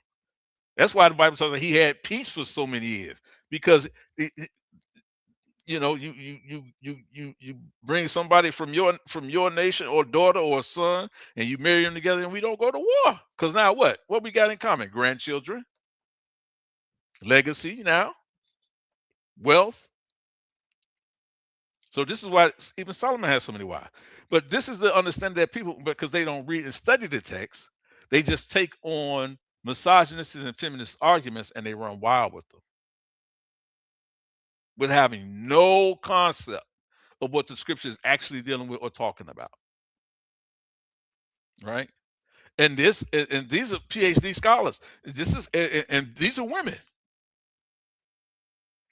And I really wanted to show more so what the women's perspective of it was, those who actually study the actual text, what the academics actually say in the consensus of these issues of grape in the Bible. That's why I'm dealing more with what the women are saying, because you can't make an argument if you like in ignorance and say, well, that's what, of course, that's what men will say, but this is what the women are saying. That's what the women are saying, all right? It says the rape of Dinah in Genesis 34 tells the story of a local Hivite prince raping Dinah, the only daughter of Jacob. The rape of Tamar, 2 Samuel 13, tells the story of Amnon, one of King David's sons. We just talked about raping King David's daughter, Tamar. Both stories are traditionally interpreted as stories of rape. But the violence of raping a woman starts before the physical act of penetration. Thus, according to Schreimer, Kinsky, the female Ina, preceding Shachar, as it does in the story of Tamar, but does not in the story of Dinah, would insinuate an instance of rape or grape. Following this line of logic, certain translators and biblical commentators would argue that the rape of Dinah is a misnomer for a story that could perhaps better be described as a tragedy of star-crossed lovers. Frymer Kinsky, who's a female PhD, is also let me go back and say I don't know if she's a PhD, but Frymer Kinsky is also careful to emphasize that Ina usually has nothing to do with sex. So a lot of the stuff y'all hear when it comes to this topic is things people are just saying because they want to say it. It has no basis. Yeah, Elder Yara, think about this. And this is how you know a lot of people don't actually read the Bible. With Dinah in particular, Mm-hmm. her and homeboy liked each other. Yep, facts.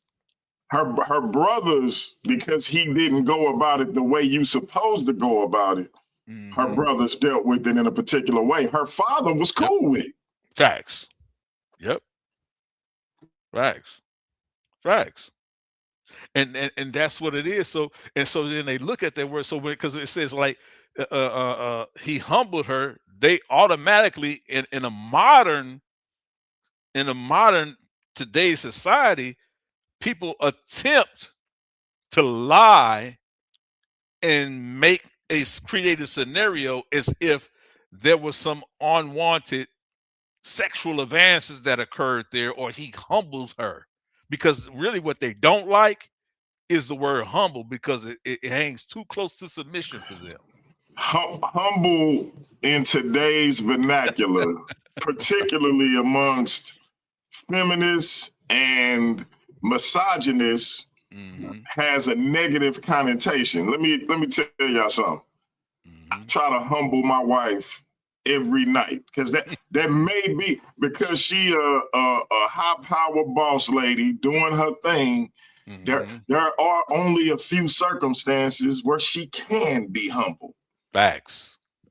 And I'm trying to do it nightly. Facts. 1,000. 1,000, brother. 1,000. 1,000. And that's the sad part that a lot of brothers don't really understand. They don't really get it. Here's another independent scholar, Torah scholar, authority on the Dead Sea Scrolls, the Pentateuch, and the Torah. Her name is Tamar Yael Yah, right?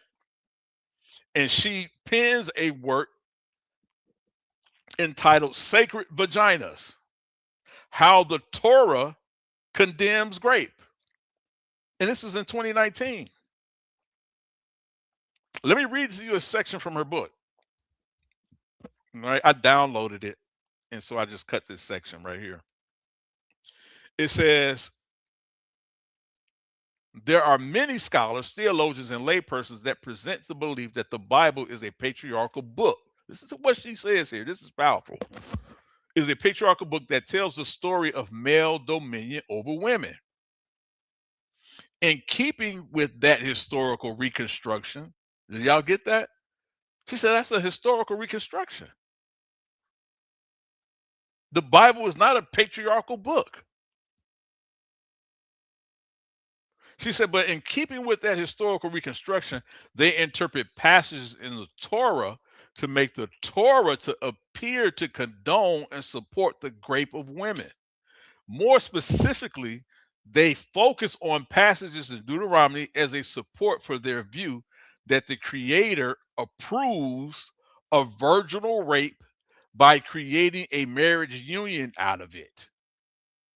You gotta, you gotta marry a rapist. It forces you to marry a rapist. It doesn't say that.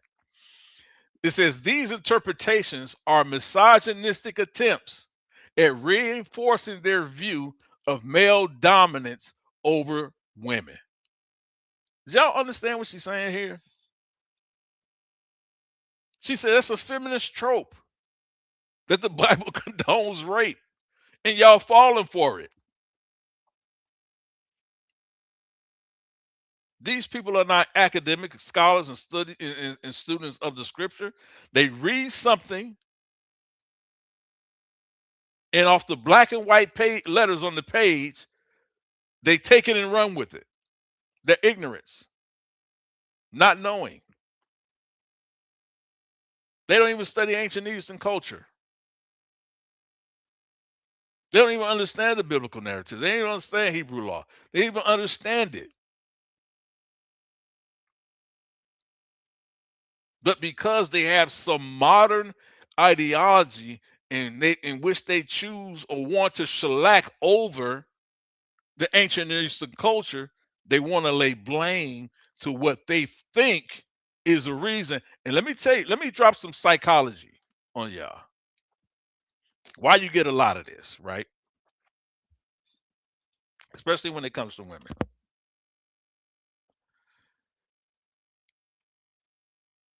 Because you had women, and I read the statistic earlier, right? 81% of women that have been involved in some type of sexual assault or rape, right? That's a very high number. Let me tell you what happens psychologically, right? Once you have someone who's been victimized by something, one of two things happen. Once they begin to try to understand why that situation has happened to them, they go from one extreme to the other extreme, never landing in the middle, but one extreme to the other extreme.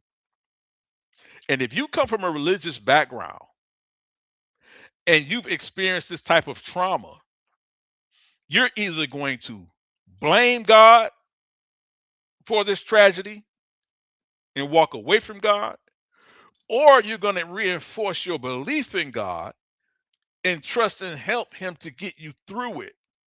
And what happens at times is that they look for ways, because they believe that this is God's will, that they went through that trauma. They look for a way in the text to excuse what has just befallen them or what happened to them. So they'll read these stories about rape and say, yeah, the Bible condones it because I was raped, but I still love God.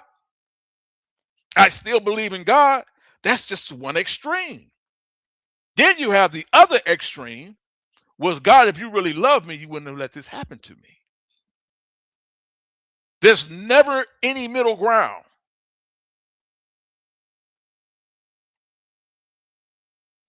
So you get these arguments,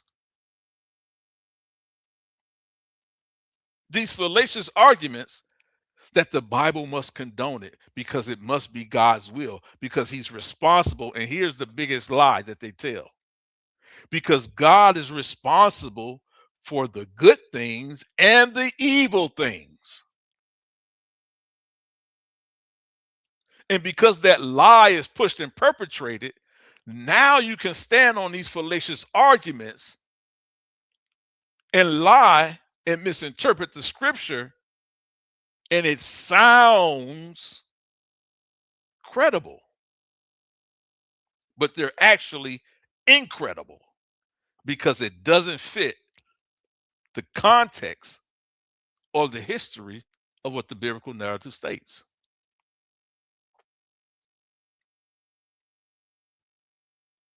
And so now your behavior begins to show through these traumatic experiences.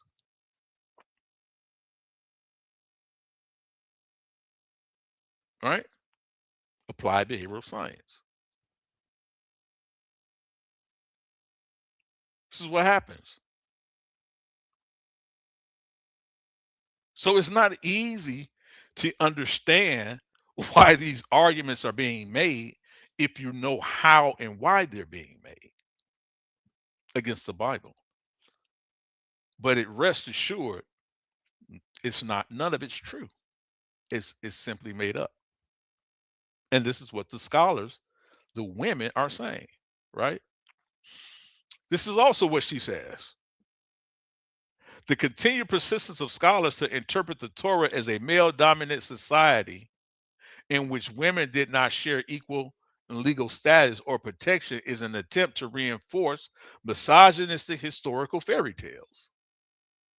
It is scholarship that is void of deep analysis of the fullness of Torah and a void of the understanding and analysis of Hebrew, with more careful examination of the principles of justice, fairness, and equality in the Torah, scholars and readers of the Torah will find a different message. Torah is not a law which justifies and perpetuates rape and crimes against Israelite women. Batya Tamayel in Sacred Vaginas in her works, How the Torah Condemns Rape in 2019. Now, some will say, yeah, you wouldn't do Israelite women like that. Well, hold on.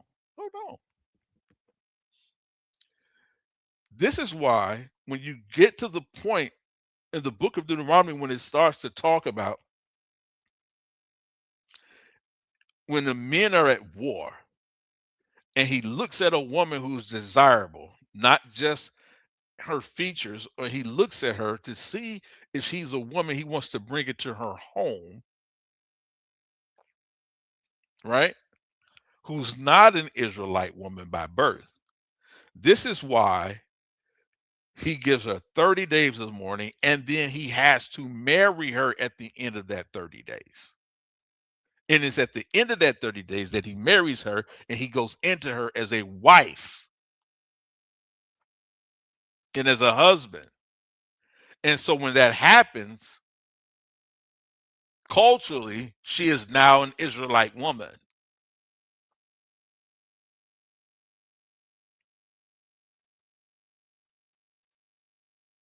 So yeah, even the woman who's not a native born Israelite, once she's brought into that culture, according to the law, through marriage, she becomes an Israelite woman. Hey, So Elder she's Yara, protected. Yes, sir. I know this is one of our big bro Sarnetta favorite talking points, right? Yeah. And what he and every other person who tries to create the polemic with this particular story is when they were told to kill all the men, women, and children, besides the young girls who had not known a man, it's because they could be brought in as potential wives, but also what they miss is it said that if you don't want to make them a potential wife, let them go. Let them go. The other part is a man, a woman, a male child, or a woman who had known a young girl or a woman who had known a man with a potential male child or those are potential threats. Yes. But they don't want to talk about that part. Why are they potential threats? Because depending on their age, they have a cultural memory of that previous society that was the enemy of the society you would then be attempting to bring them into. That's a fact. They don't talk about that part though. They don't talk about that part because the point of it all is when you talk about these other cultures, right? And their offspring and their children, Ezra even does this when he comes back out of captivity. He says, hey, look, you Levites, y'all married these women who are not native Israelites, and your children, get these children and these wives out of here. Why? Because what were they doing? They were still holding on to their cultural practices and cultural memories of idol worship. And what were these idol worships? A lot of these idol worshipers, right? They were drinkers of human blood. They had sexual immorality, sexual impurity, orgies to venerate their deities and their gods. And this is what they don't understand, that those who kept these ritual orgies were passing along disease. This is what we read about in Numbers chapter 24. They were passing along disease throughout Israel. And when the Israelites were being drawn away by these women, they were picking up these venereal disease and spreading throughout the camp. Children of Israel were dying. Now, they didn't have no penicillin and insulin back then. So how were they to deal with that? You had to get rid of it. You had to rid it out of the camp. How do you stop the spread of disease? And even in that argument in Numbers 24, I'm gonna come out, I'm gonna do a teaching on that and show it. I haven't done it in a while. I'm gonna show it that when you were dealing with the children of Moab and the Midianites at that time, they were worshipers of Molech, right? And so no one ever asks, why were there Midianite and Moabite virgins separated from the men, women, and children? Nobody ever asked that, DMG. Nobody ever asked that. Because the reason, what we know is that part of that culture, virgin women could only be sacrificed, set aside, because we know that all of the women weren't virgins because they had husbands and children. Why was there a group of women classified as virgins? Because they were being kept for human sacrifice to the god of Molech. We notice through the cuneiform text, we know this in the history of the Canaanites and the Phoenicians, that they sacrificed young virgin girls to the deity of Molech. And so when you read these texts, I'm gonna say this and then I'm gonna stop interrupting. Go ahead, no doubt. So if you really look into it, they actually saved lives. Facts. That's what the scripture is telling you was happening here. Because had not they took those young virgins for wives, they would have been sacrificed to Molech. That's why they were separated from the men, women, and children. Hey, Yara, this is a dagger, bro. Hey, I gotta step away, pay a water bill, keep building, bro, and let me know when you're ready to open it up. Yeah, as soon as you come back, let me know. I'll be ready to open up. As soon as you get ready. So yeah. So let's continue. Right. I'm almost finished here. I really wanted to share this right here. And so she also says, we're still talking about Tamar Yael Batyah's work, The Sacred Vaginas, how the Torah condemns her work from 2019. She says, I will demonstrate that the passage of the unwed virgin woman in Deuteronomy 22 is consensual relations, not grape. But Yah's analysis will demonstrate that the Torah does not condone grape. nor does it condone forced marriage to someone who sexually assaults a woman. Y'all have heard that lie. They force you to marry your rapist. It wasn't true. These truths about Torah have positive implications for victims of sex trafficking, trafficking victims of sexual assault, and women in general. The Deuteronomy passage, Deuteronomy 22, the passage in Deuteronomy that is often used wrongly to support rape theories in favor of marrying one's rapist is Deuteronomy chapter 22, verses 28 and 29. The passage reads, if a man finds a virgin girl, a Bethula is what that is, not being betrothed, and seizes her and lies down with her, and they be found, shall give to the girl's parents 50 pieces of silver. This is not a story of rape. And how do we know this? These words right here, and they be found, shall give to the girl's parents 50 pieces of silver, and she shall be his wife because he has humbled her.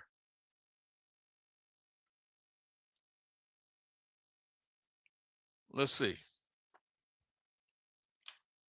what that word humbled is. I'm sharing it right here. Is ana, right? To answer, respond, testify, speak, sing. Verb ana, to give account, afflict by mistake, for, cause to give, answer, bring low, by mistake, cry, hear, lenoth, lift up, say, ex scholar, give a shout, to sing, together by course, speak, testify, utter, bear witness, right? Properly to eye, generally to heed, pay attention, by implication to respond, to begin to speak, specifically to shout, testify, announce, sing. Let me go through some more of these, right? Testify, announce, a primitive root, properly to eye, to heed, to pay attention, by implication to respond, to begin to speak, specifically to speak, give an account, and it goes on and on, bear witness. But none of this gives us the understanding of grape when it says to humble,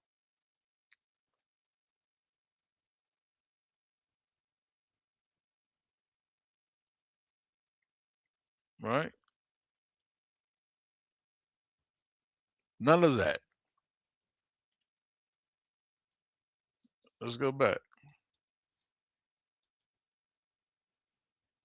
right? Because the prohibition, it says he may not divorce her all his days. So remember what we read from the other PhD scholar that talks about the crime being perpetrated against the father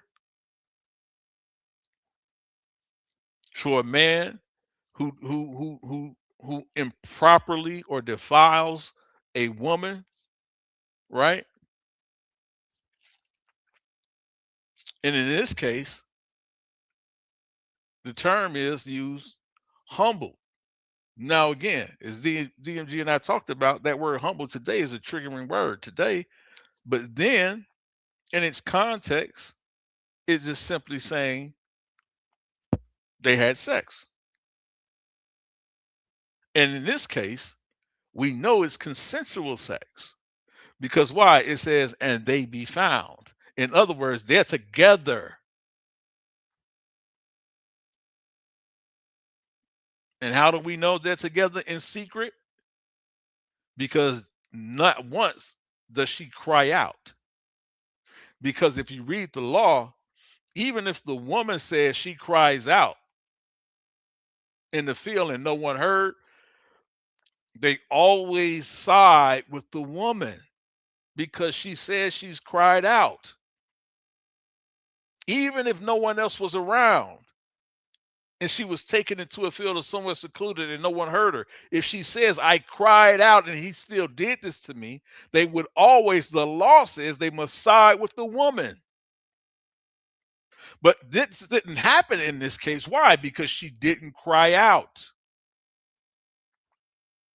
They was just discovered together.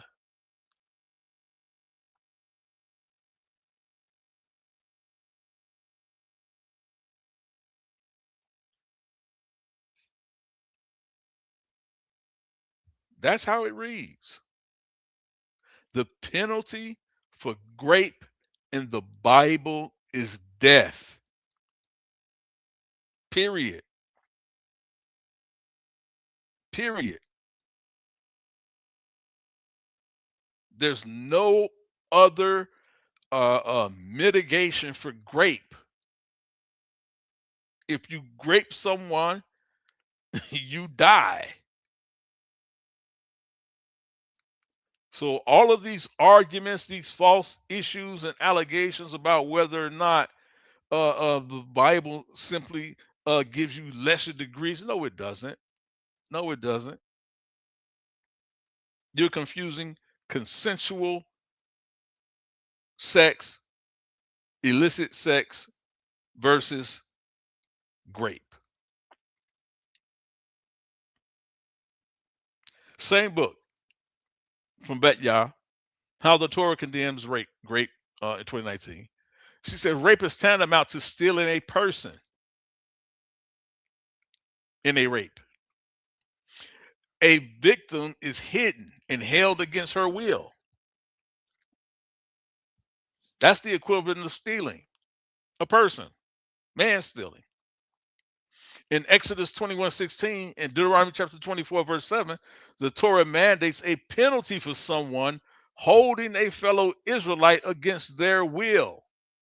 In Exodus 21:16, it reads, and he that steals a person, it doesn't say a man,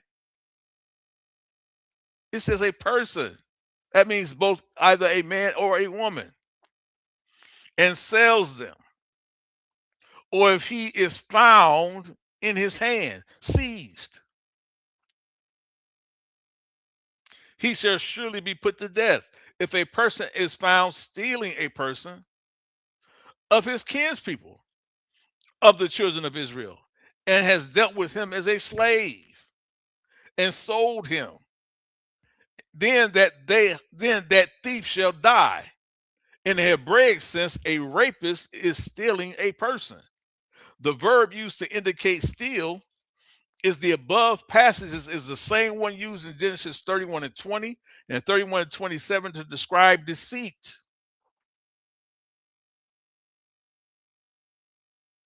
If you deceive someone, rape is a deception. In Genesis 31:20, it says that Jacob deceived Laban. In verse 27, Laban asked Jacob, why have you stolen me?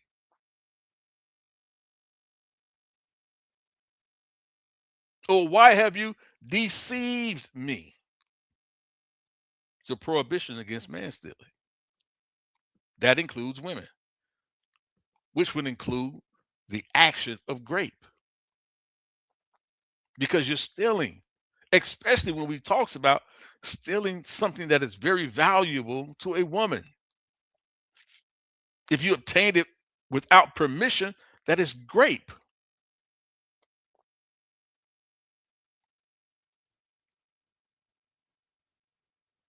It is a Hebraic expression correlating theft with deceit.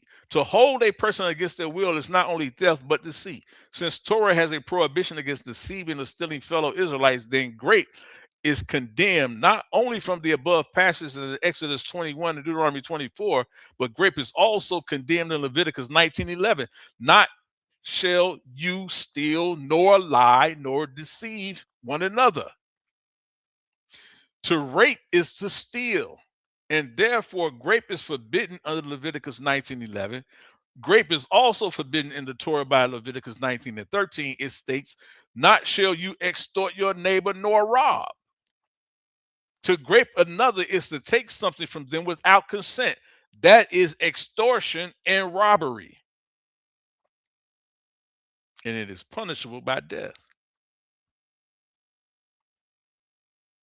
There's only one consequence, one way to mitigate grape in the scripture, and that is the wages of sin is death. It's clearly a sin, right? Once the victim of the attacker has said, if you back DMG, let me know, man, so we can take All he can right, hit I'm you gonna throw down the with link in the chat. Yep, yep. And I can go to like 3:30, so like 30 minutes, 10 minutes, something like All that, right, 10, y'all. 15 minutes. Yeah, I'm gonna Y'all end it right come here. in. If you got a question or a comment for Elder Yara, this is not a debate. This is not a debate. But if you want to challenge him to a debate, do so at your own risk. But question or comment for Elder Yara, link is in the chat.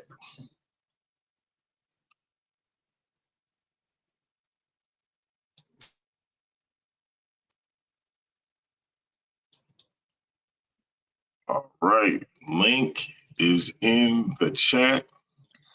Let me know if you need me to bring that back up, Elder. No, I'm good, man. I'm good. I don't think we need to do that. I'm gonna end right here. Like I said, I'm gonna give some time and I'm gonna come back. And go into part. Like I said, I got this in 3 parts where I actually go into the actual uh text, and show the differences. But I wanted to what the consensus of the PhD scholars say on this topic. Does the Bible condone grape? Right? And the answer is emphatically no. It's emphatically no, right? Um,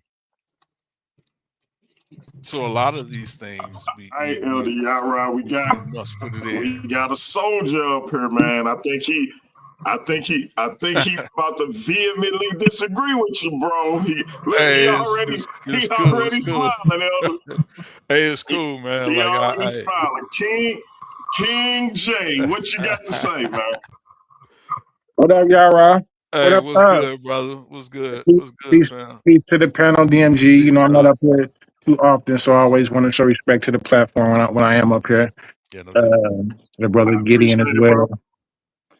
And Yara. So you know my brother Yara, you know we ain't never gonna be into it about nothing. So um Yeah. I ain't got no questions for you. So but I was when I was listening to you, I was thinking, you Mm-hmm. know, kind of, our Amorite discussions, and I'm thinking Hammurabi Code, I'm thinking about 1700, 18th century, and I'm thinking of Hammurabi Code 130, where the widow, well, the woman is married, she's betrothed to her husband, but she's still living within her father's home. Mm-hmm. And if she is to be raped, the penalty is death. Mm-hmm. The Mm-hmm. penalty is death. So Yep.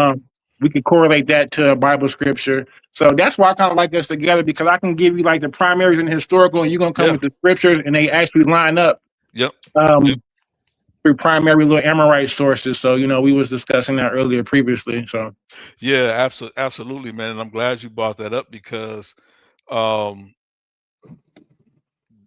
this is why I always was using it. I always use the term when I'm speaking about the biblical narrative. At times, I use the term ancient Near Eastern culture because you can see the continuity at times and the residual effects. But once you get to the Hebraic culture, you start to see slight differences and changes where you start to see uh, people are spoken about and dealt with in a more humane way, right?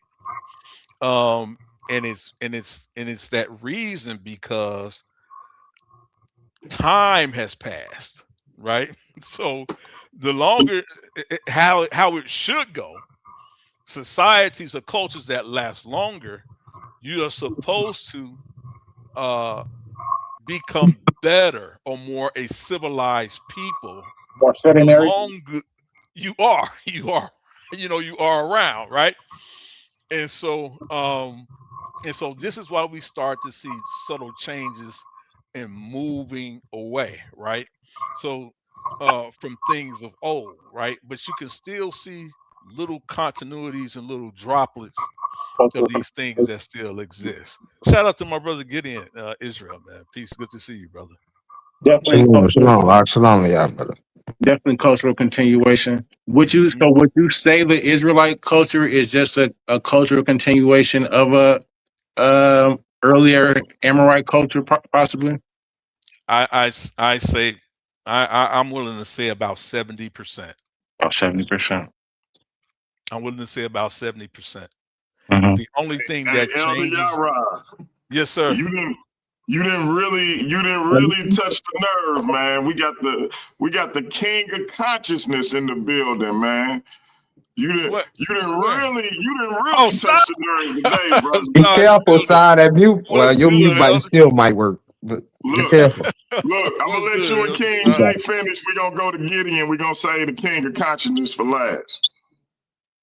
Yeah, no doubt. Do he got time to hang around? I know he be dipping in and dipping out. You got time, Si?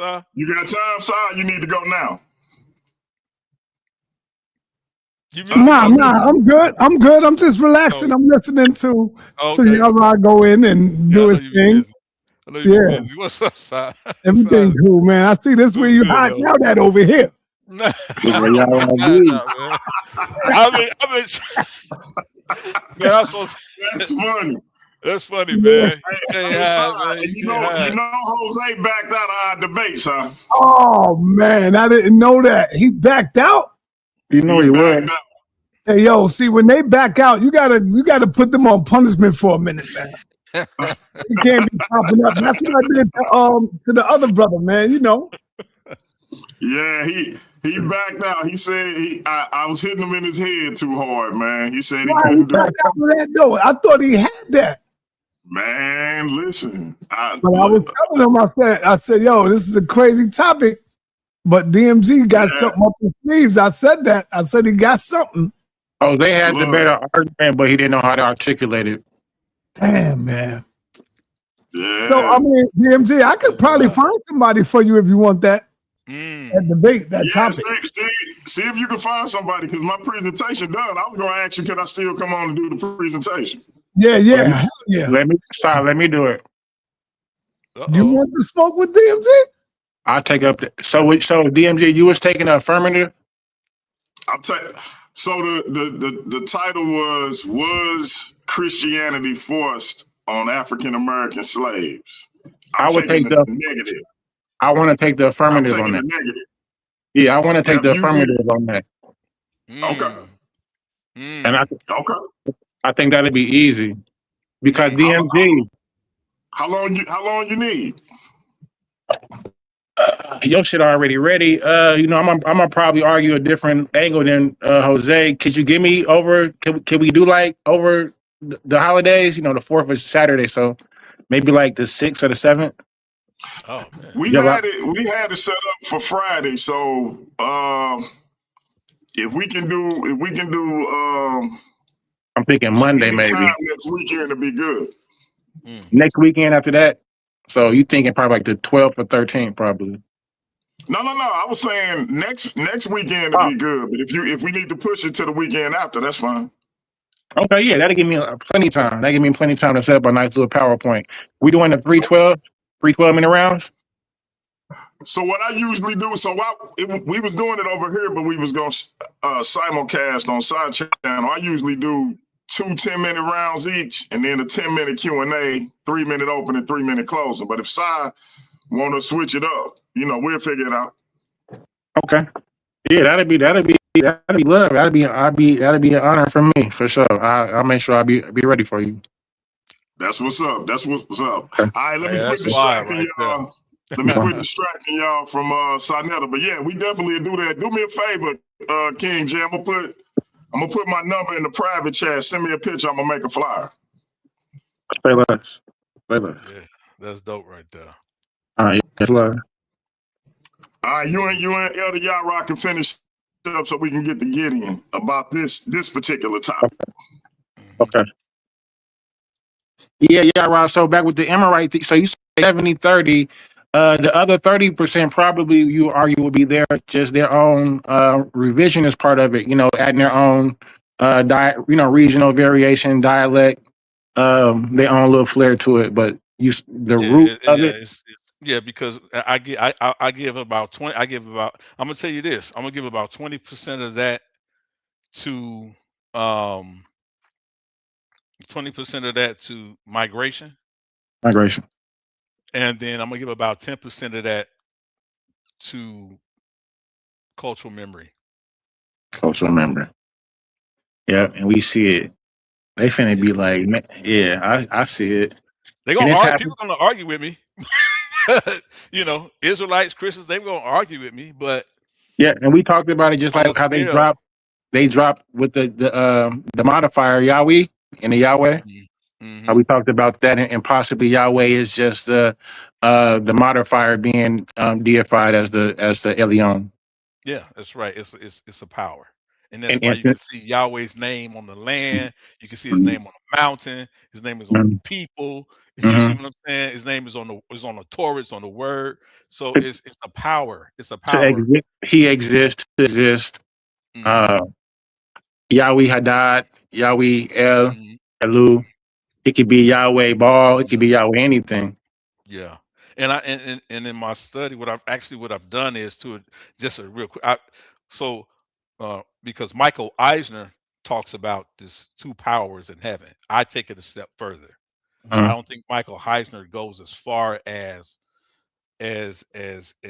I do, um, mhm. and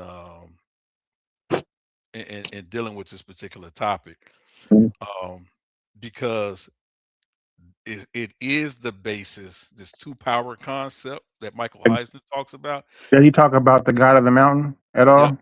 yep. Yeah. He talks about the God and he talks about all of that. And so what he does is he separates Yahweh from El, Yes. You and have that's to. two powers. You have to. But then Christianity picks that up, and I think Mm-hmm. not really in a way that maybe they understand it, but If they they actually understood. say it. And so when you have that conversation in the scripture where it says, He has prepared me a body, Mm-hmm. I'm working to a point where I'm postulating that that is a conversation between Yahweh and El, and then it is Mm-hmm. Yahweh who's asking to have a For the body body. prepared, and so that he can come and live, and which is where we get the term in Isaiah, Emmanuel, God Yeah. among us, right? Mm-hmm. Because And so, yep. Go ahead. in their understanding, to them, that's is Jesus, right? Mm-hmm. So Then that's we see that in Deuteronomy 32:8, where Yahweh is introduced into the pantheon as he's well introduced into the pantheon in that point, right? as And as then a son of. he's given absolutely, and he's given preeminence. He's Mm-hmm. given preeminence over the other deities, Mm-hmm. right? By El. And so then after that, Pantheon reduction. yep, All pantheon right, reduction. brothers. All right, And then you brothers. We start to gotta see. we gotta get to Gideon, Yep, yep. Shanetta, and then Jose just came up on the panel. Go ahead. Shalom, shalom, brothers. All Shalom, praise to the shalom. Most High in the name of Yeshua. All praises. Good information, my brother. You know, Yahweh always coming with that fire. You know, tanks on the ground. I ain't gonna be Tanks on the ground, no doubt. I ain't gonna be long because the only thing Jose should be up here for my brother Jose is to say amen to everything DMG said. You know, this ain't the time to put up a fight. The fight was scheduled. So, let that be understood. And then, we gonna pass it to Sai, because Sai, he likes to get it in with this topic. And his power reaches far, so he still might have some controls over there. He got a lot of, yeah, man, good presentation, bro. There's I a lot of appreciate that. laws in the Torah Yes, that are safeguarded, that safeguards against bad interpretation. yes. And the one where you're speaking about great, that's one of them. If a person chooses to take that interpretation as great, you will see several other laws that you discuss. I think you say Leviticus 19, we have Deuteronomy 20, Hmm. you should not steal a person, you should not Yep. steal. So all those safeguards go against if you still have a bad interpretation of, that verse about great. So good presentation. King J, what I would say to King J, I know he have a lot of headaches because he be trying to think too hard. My brother, the Amorite law is derived from the law that Noah gave his sons. That's the only correlation that we will see with the Torah. The Hmm. Torah is an unbiased document, whereas the Code of Hammurabi is littered with biasness. So you might want to look back on that some more, bro. And with that, I yield the mic. Peace, appreciate it, DMG. Hey, peace out. Good to hear from you, man. My bad, y'all. I was muted. Let's go to the king of consciousness, Sarnetta in the building.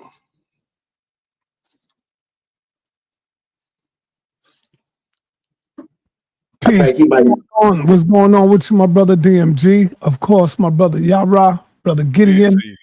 And I first have to say that I am so disappointed and upset at my brother Jose Francis have ducked out of the debate. We don't do that over here. We don't be doing stuff like that. You know, you got a loud bark, brother Jose. I'm not banging on you, Jose. I'm just saying, hopefully for the future, you can stand on 10 toes, brother, and fight it out, man. Even if you lose, it'll make you better for the next round, for the next debate. But you got to fight it out, brother. You can't just give up the torch like that, man. You didn't even try. And that right there, to me, would have been a landslide for you. I don't know what spooked you or what scared you. I don't know what DMG said to pull your panties down. I don't know. Jeez. I don't know. You know what happened? Jose? Listen, I honestly had changed my view on the topic, and I didn't want to do a disingenuous debate. I'm gonna take all the talk, but I'm not gonna do a disingenuous debate just to do a debate. I'm gonna take all the talk. I'm with you. I'll admit I default. Jose, tell them why you changed your view, Jose. Tell them why you changed your view. I changed my view because I realized. Because you realize what? Don't fade out on me now. Don't fade out on me now. Yeah, well, I think King J might pick up that torch and run it back. Most definitely. No. The facts wasn't lining up, something that I'm not going to do a disingenuous debate just to prove a point. I don't think I should do that. Okay. Yeah, I can respect that. I just want everybody to know. He ain't been through the struggle. I just want everybody to know. Shout out to my brother Jose. And I know people want me to kill him. I know people want me to kill my brother Jose, but I'm actually proud of him for recognizing he was in over his head and saying, look, hey, fact. I don't want that infamous smoke. I don't want that infamous smoke. I respect that. Nah. I didn't say that. I said King J gonna show you how to do it, man. That's what I said, DMG. I said we could do another debate on another topic, but I'm gonna concede this one to you as an honest man, because it don't make no sense to go and make. Hey, I can respect that. Oh man, DMG.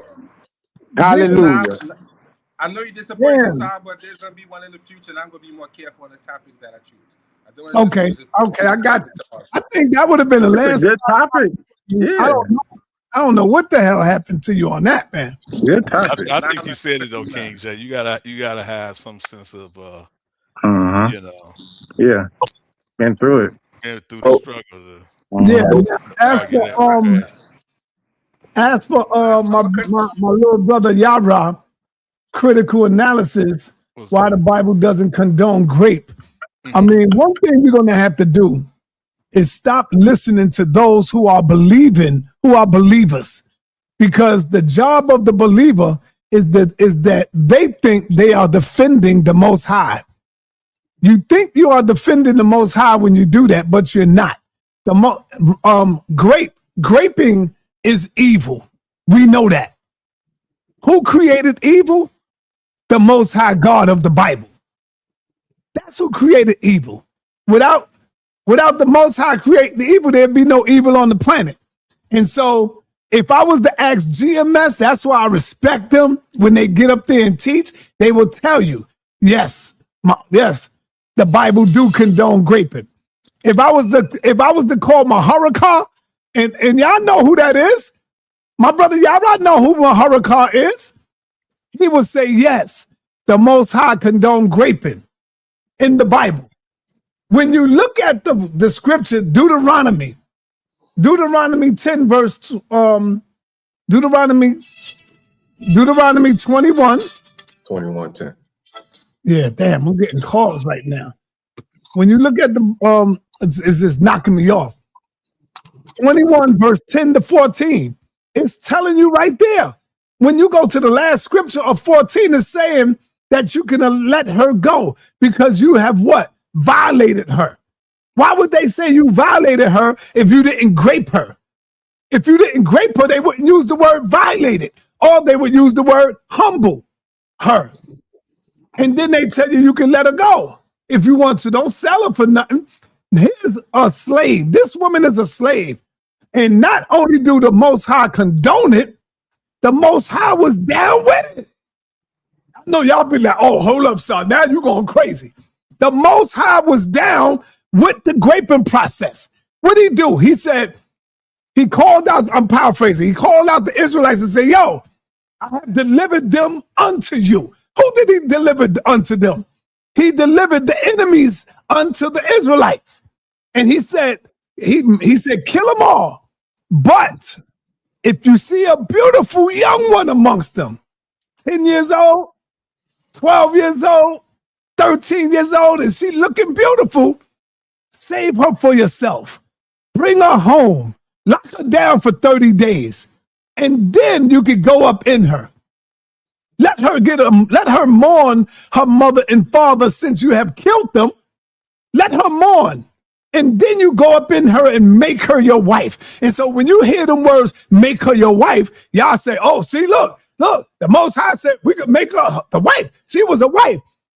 What woman today you know is going to be the wife of the husband of a man who killed their mother and father? And don't say that was years ago. That was back then. The Bible still counts for today. Otherwise, y'all wouldn't be reading it today.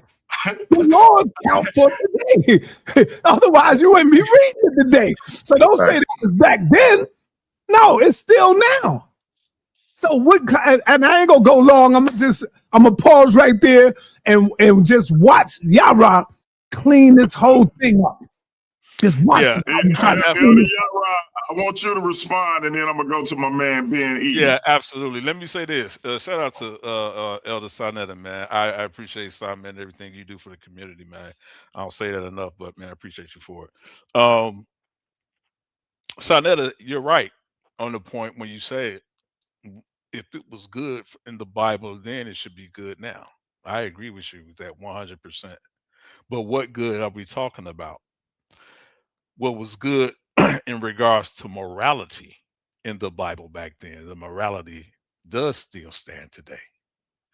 When you talk about grape, grape in the Bible is immoral. That's why it says it's punishable by death. When it talks about, and I did this in my presentation, and I'm glad you clipped on the end of this side. That's why in the presentation, when I talks about the word order, it talks about how when the word violate, when it's used in the structure, versus two different aspects of the understanding of what is grape and what is not grape. In the understanding of Dinah versus the understanding of Tamar, in these two things, we understand where they use the word humble, where one is not grape and one is considered an instance of grape, right? But the word order changes when the word humble comes before the action or if it comes after the action. And in the stance of Tamar, which we know was an instance of grape, it comes before. So that's an instance. And that was, we seen by Absalom, according to the law, punished by death. The grapist was killed. That's a fact. But in the instance of Dinah, when the same word is used, humble, is used after the fact of the action, which means that there was no grape there. This is in the presentation. Just go back a few hours, and anybody who sees Scrubber, you'll see it. Now, when we talk about Isaiah chapter 45, verse 7, so that I'm going to keep beating you up with this. The word for evil there is Ra. It's a reason why it's used, right? In the Hebrew, right? That is a immoral understanding, right? That deals with God's judgment against immorality. That's it. We see it used for like calamity, Yes, disaster, evil. yes. And it says Wow. judgment. And it specifically goes back to the 10 plagues of Egypt, when we see natural disasters are used to judge the people of ancient Kemet for their transgressions against the children of Israel. So calamity or natural disasters are used against those people in judgment. That's what Isaiah chapter 45, verse 7 is talking about. That he creates good and evil. This is why we then get in the scripture where he talks about the Most High God brings evil upon the evildoers. So if he was one Mhm. who would be in promoting immorality, why would he judge immorality with immorality?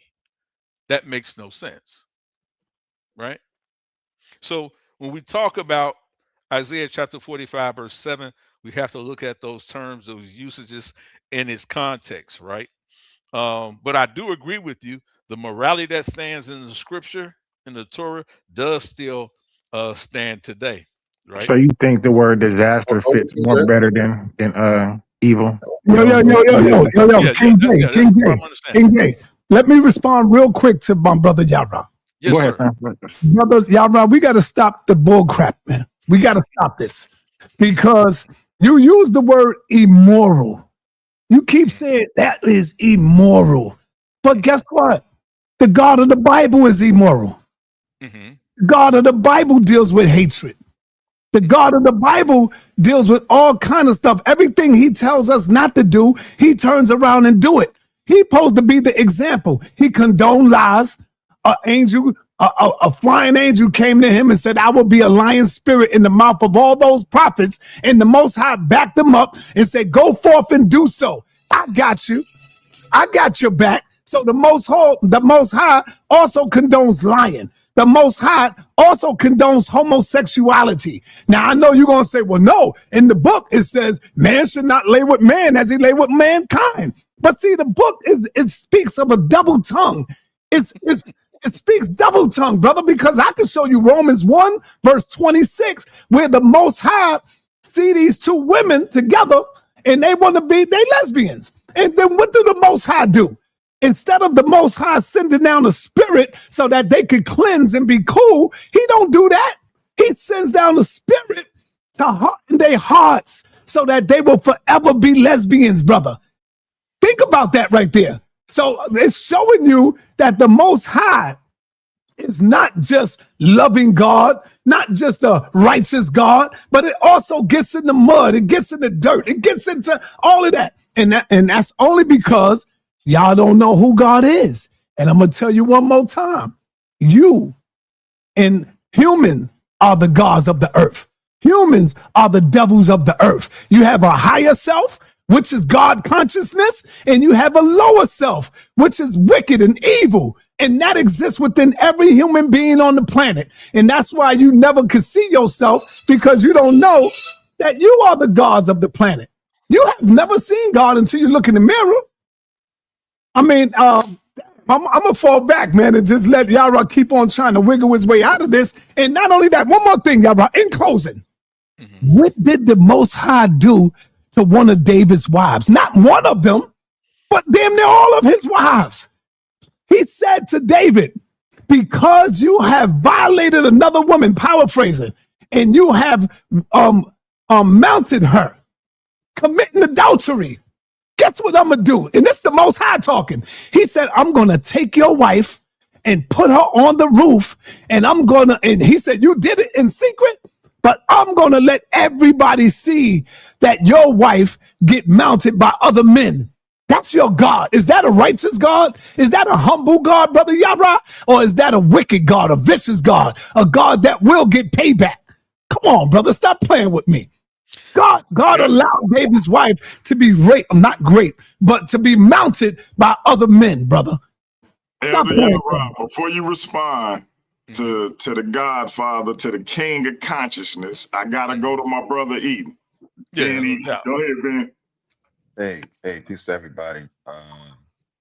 Yeah, no. Listen. Yara is pretty slick. Sarah's completely right. Deuteronomy 21:10, and then in Numbers, it's talking about captives. Now let's make something clear. By the way, the question is already an issue. Does the Bible condone? See, but you're thinking the Bible as one text or as one written cohesion of a piece of literature. The better question is, are there texts within the Bible that condones grape, sorry. And it absolutely does, because this isn't a cohesive piece of literature. You have different authors who have different perspectives on particular points.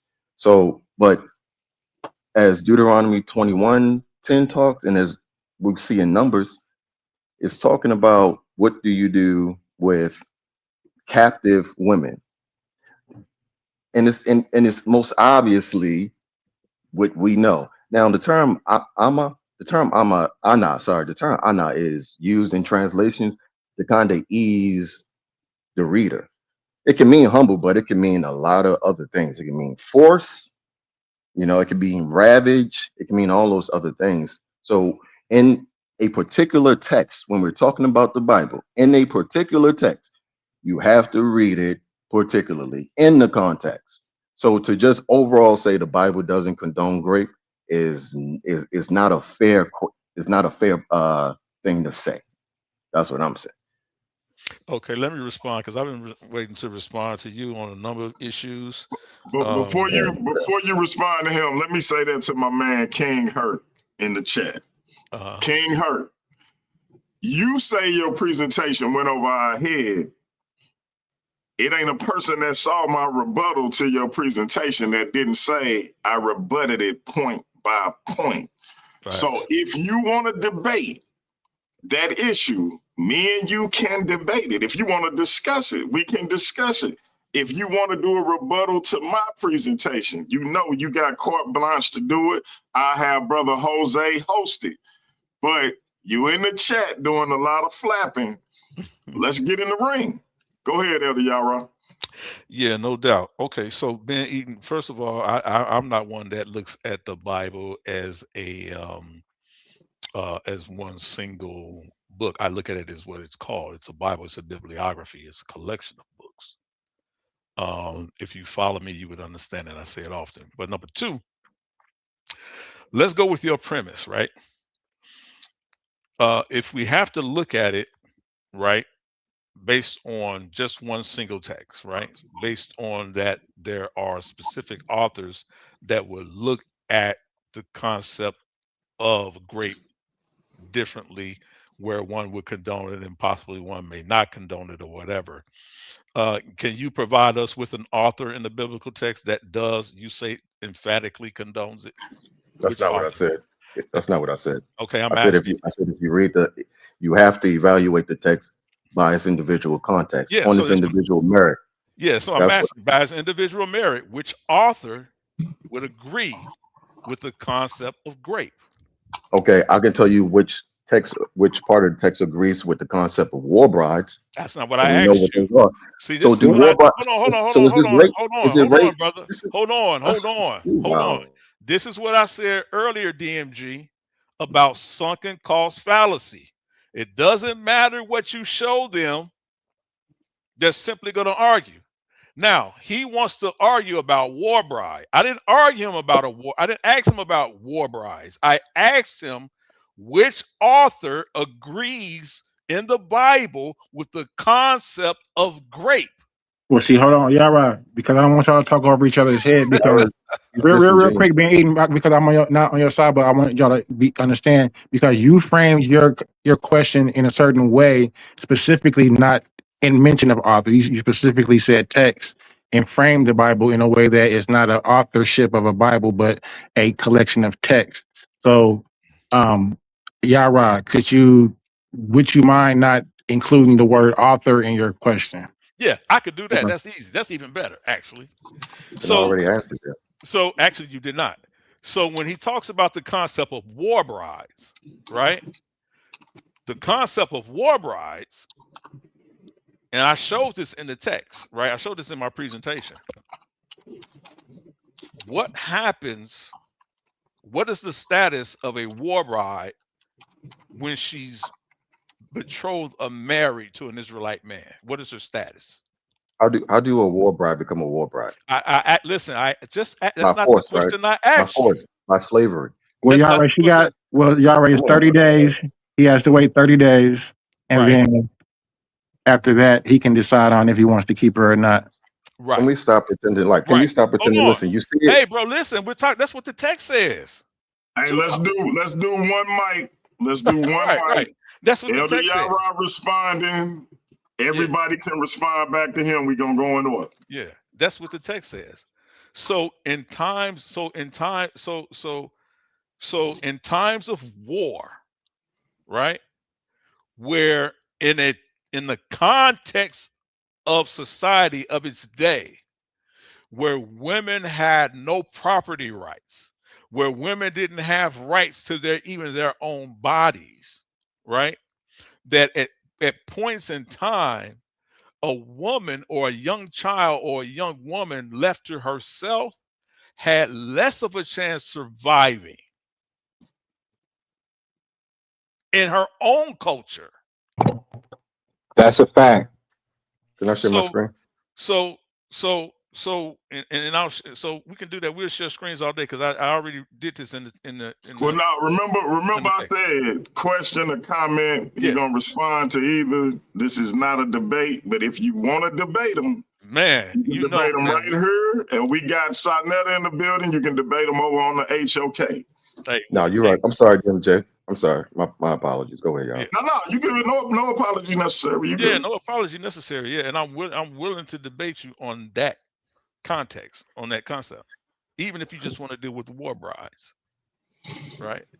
All right. So, go ahead, Yara. My bad. Go ahead, DMG. No, I was gonna say we got my man Herc in the building. Go ahead, Herc. Yeah. So I'm sorry. He said, "Go ahead, Herc. Go ahead." I know. Finish. Oh, Yara. okay, Herc, yeah. Herc, So after Yara finish you up. Right. So it was more detrimental for a woman or a female child to be left alone. Watch this. I'm gonna give something practical to today, right? That y'all can understand. If any of y'all are familiar with the Game of Thrones, have y'all ever watched that series? Just give me one person who's watched the series. Of course. Yeah, Okay. we all watched it. Okay. The young girl that survived, the little bitty girl throughout the show, right? She had to hide her identity. Why did she have to go throughout almost the whole show disguising herself as a male child? Because she would have got ravished. Exactly. She would have been because they had no value other than sexual value in making children at the time. She'd have been taken, she would have been distraught, she would have been raped, abused many times. The reason why that's even a storyline, because we know in ancient times, that's how the woman or a female child was viewed. So she had to position herself as a female. We can take this all the way back into ancient Kemet, right? Even when we sing the Queen Hatshepsut, right? Why does she have to position herself as a male? Because of the value of women. I'm gonna back you up right quick, Yara, and then I'm gonna go to my man Herc just in case he ain't got a lot of time. Yeah, no doubt. Because I know he chomping at the bit to get at me, right? So one of you heard of the criterion of embarrassment, right? I love that one. So one of the reasons why a lot of people give credence to the resurrection of Christ, and not that it happened, but that the people who espouse it believe it happened, is because there were women witnesses, and no one would even put that forth because women weren't taken seriously. Facts. That's a dagger. But my man Hurt. It's on you, bro. Yeah, I know. Peace, what's going on, fam? How y'all guys doing? Peace, family. Yeah, you guys are on a different topic, but yeah, I popped up because I know. I just popped up because of what the presentation from DMG. So we got. Yeah, I don't want to take a lot of time because we can get into it on another day. The only pushback I got for y'all is that I think that you confuse. This is what I mean by this.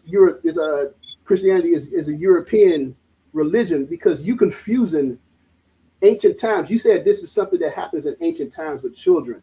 You know what I'm saying? When you talk about the female children and stuff, but you're confusing Western behavior and culture with African culture. And I've never read a story. I mean, I could be wrong, but you don't see that they treat children that way. I agree with that. I agree with that. Before, listen, I'm talking about before the Arabs and before the Europeans came. You don't see that and how they treating children the same way they do in Europe. So that's why I said when you're looking at Christianity, you're basically looking at it. It was transformed into a European religion. It started out in Africa. It started out in the Levant, but it went through a transformation. And the response that DMG gave me in the video was completely off.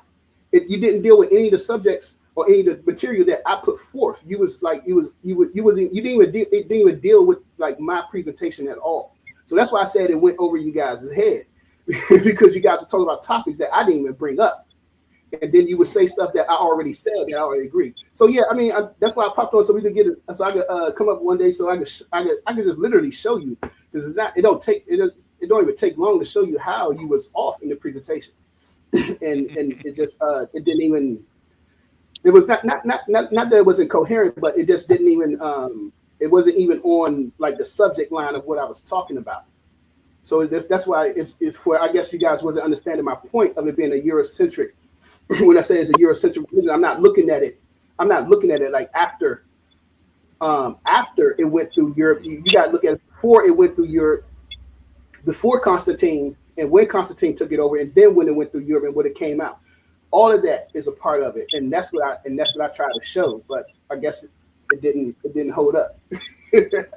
I heard. Hey, listen. You know, you can schedule something with me or Jose, man. Come on and break down either what I missed in your presentation or why my presentation was garbage. And you know, you got carte blanche. Definitely, we definitely set it up. No problem, guys. No problem. All right, we got another person on. I don't know. What they say, Sapphire TOTG. Who's this? Yeah, that's Yerm Yahoo. Yerm Yahoo. Go ahead, brother. My bad, bro. Yeah, peace and blessings, Kokovo Lake, Hashem Malek, Ha'ulam. I just want to say, first and foremost, Torah DMG for letting me up on the stage. Elder Yara, salute to you, Elder, and everybody else on the panel. Elder Yara, great presentation as usual. This is why they hate the Hebrews, because we bring the truth to the light. Okay, you got brothers and sisters, you know what I'm saying, that likes to say, oh, the Bible, it agrees with this, that, and the third. This only lets you know that person's mindset, because throughout the Torah, we see that grape is not allowed. In fact, grape is considered kidnap or even murder. So how can we sit here and then say the Bible condones this? You know, I ain't gonna speak for long. I just wanted to say that because I seen a couple people's hopped on, you know what I'm saying? I see we got the battle, you know what I'm saying, heating up. Elder Yara, great presentation. I'm gonna fall back. Most definitely. Right on, brother. Glad you can hit the panel. Me and you gonna have to link up as well, bro. Yeah, no doubt. Oh yeah, most definitely. I'm gonna shoot you the email. You got my email? No. I'm gonna put it in the private chat. My number in the private chat too. All right, bet. All right, bro. Hey, listen, who up next? I see my man Ben burnt out. Sinetta, you want to go? King J, Gideon, Jose. Yeah, real quick Like for to you. say real quick Go ahead. that how y'all was touching on and how Yara was touching on the fact that people people would say you're marrying the people who kill your family, like you're marrying them. But just based on history and like they were saying how women lived during that time, it's easily understandable to see that in many cases with a lot of Egyptian pharaohs, all the way up to the times of the War of the Roses, where the people who killed her family, she married them. So that happens all the time. That happens even in our neighborhoods. Like, I've known women that dated guys that killed family members they had, so you'll be surprised and I don't want to say it to slight women, but you will be surprised what women will do, because you got to understand, like they were saying, the economy of woman, when we don't have none of these creature comforts, her economy is her virtue. So, you got to keep that in mind. And, men protected that, and, men, always had that in mind when they was dealing with women. So, I just want to touch on that. All right, go ahead, King J. Yep, just to you, brother DMG, because I'm not familiar with your talking point shit on the subject, but would you say Christianity existed in West Africa before the transatlantic slave trade? There's some evidence that it did. There's some evidence that it did, but that's not my talking point though. That's not none of your talking point. Okay. I'll put my talking points on the table, bro. I'm saying this. When we talk about Christianity, we got a definition for what Christianity is. Okay. And so when I look at the enslaver, when I look at what our enslaved ancestors said out of their mouths, what the enslaver gave them don't qualify as Christianity. I use this example. Anybody can respond. If I take the Kemetic text, if I take the Quran, if I cherry pick spells, scriptures, surahs out of those texts, and I try to put them over as Islam or the Kemetic tradition, nobody in their right mind today would say that's the totality of the Kemetic tradition, especially if I'm only selecting things that push the agenda I'm trying to put forth. And anybody in their right mind will see through that. Well, for some reason, when it comes to Christianity, we know for a fact they had the slave Bible in the Caribbean. They had a similar tactic here in the States where they would cherry pick scriptures. They never gave them the whole corpus of the text. It wasn't until after 1800 that our ancestors actually got the whole corpus of the text, and they themselves made up their minds whether they was going to be Christians or not, to the point where they snuck out under the cover of night, the invisible institution. If you don't know what it is, look it up. But I ain't saying that to you, King J. The invisible institution, my thing is, if it was mandatory, if they forced it, why did they have to sneak and do it?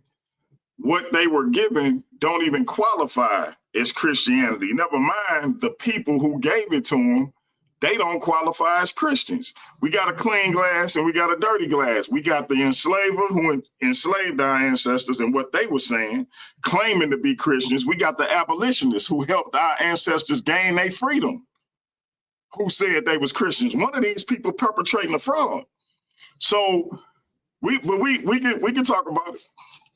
Yeah, I mean that's a pretty. I mean, I understand that, but I would hit you with 3 things. I would talk about manifest destiny and how they felt as if they had the right to do such a thing. We could talk about the papal bulls, right? We could talk about that for sure. I probably will talk about the papal bulls for sure, and manifest destiny. I would definitely would talk about the ability to read, and the ability for the slave did not have the ability to read, so that was Facts. something that the master kept from the slave. So um, their So, go ahead, finish up, bro. My bad. their understanding that Christianity was right on par to what it's always been. That to them we were property, right, and deserve to be so. And that's always been since its conception, since these papal papers. I would start from there and come back and show how that it's always been their agenda. Well, notice what you said though. You brought up literacy, and that had a lot to do with it. But that's part of that's gonna go in my favor as well. That's But control. you talked about the Pepper Bulls. You talked about manifest destiny, but ain't none of that Christianity. It's not But Christianity. remember, we not Oh, talking whoa, about what. whoa. Real quick. We not talking about what so-called Christians did. We not So even what was? So what? talking How can about. it We not talk be about Christian? as it is written. I'm gonna How can it? read you something right quick, bro. And As it? I'm gonna read you something right quick. Mm-hmm. And if you still feel like that was Christianity, then we got a debate. And Let me go. I'm Let me go not to the saying paper. that to dismiss your talking points. I'm saying if we're gonna debate it, we should probably just save it for the debate because We just it's just like little jab. I just wanted to see where you was at with it. But yeah, for sure. Because I think a lot of people feel like because so-called Christians did a thing that somehow qualifies as Christianity. well, how are they not? And If Christians did it, how is it not? You said Christians did it. So how is? right, but that's just like saying May I so interject one time? Muslims. Real quick, I'm gonna say this, and this a question to King J. Muslims killed Malcolm X. Is that Islam? No, that's not representation. That's not a good representation of what Islam would be. Of course not. Exactly. Well, go ahead and respond to what I said, You King always, J. you always have sensationalists amongst any group or organization. It's going to be Who- radicalists So I or just wanted to say this, as far as because we keep Go ahead, saying my brother. Christianity. Okay, so we keep saying Christianity, or King J is saying Christianity when he mentioned the papal bull. But the yes. papal bull is not Christianity. The What papal is it? bull is what you would call Catholicism. Those were Catholics. A So Christian is did they make them convert to Catholicism or Christianity? Was that what did they make them convert to? Yes, they made it Huh? convert to Catholicism. Catholicism. Though it's the The form of slaves in Christianity. No. Louisiana had to Hold be on, brother. Catholics. Hold on, Catholicism is a brother. form of Christianity. Right. So Catholicism is a form of Christianity. That's not Christianity because true What? Christianity is to be Christ-like. So if they're not following the way which is written, which was given to us in the testimonies of the disciples, then there is no ground to call this particular people true Christians. Okay. So I just wanted to try to help clear that up because we keep saying Christian when we need to be looking at Catholicism. That's something totally different. I mean, it's Christianity, but it's something totally different. It's a whole different form of I worship. appreciate you, bro. But listen, King J, send me a Mm-hmm. picture. I'm finna work on that. Oh yeah, we on. Thumbnail. Yeah, we I'm gonna on for send the it to Saab. We gonna go okay. and have us a debate, bro. Lock it in for sure. I'm gonna send you the pic. Sarnetta, did you want to respond to anything you heard? All right. Jose, you want to respond to anything, brother? Yeah, I do. Hatshepsut did not disguise herself as a man because we understand from the text she was married to an Asut. She was a Hemet Nesut Beret, which means she was the bloodline. She was the first wife and the queen. So when she became king, she acted that way because that's how African culture demanded her to act. They were always aware that she was a woman. Technically, all right, she was the queen and the king. She didn't disguise herself. She acted in the role literally. So she dressed that way because she had to do it based on culture. But everyone knew she was a woman because the text said she was married to Anasut before. That's how she was able to come in and take over. Based on her marriage to Anasut, she was the one who carried the royal bloodline. And just so you guys know, you wouldn't be disappointed, Sanetta, because we have some other things in the pipeline for sure. And I'm definitely going to take on those other things. So you didn't really miss out on anything, Sanetta. We definitely have something in the pipeline that I think you're going to love. Just so you guys know, I'm not out of the debate game. So we have some other things coming up soon. Anybody want to respond to Brother Jose? Thank you, Sister Mika. Just want to shout out to Sister Mika. Appreciate you. Again, listen, we know that the reason Hatshepsut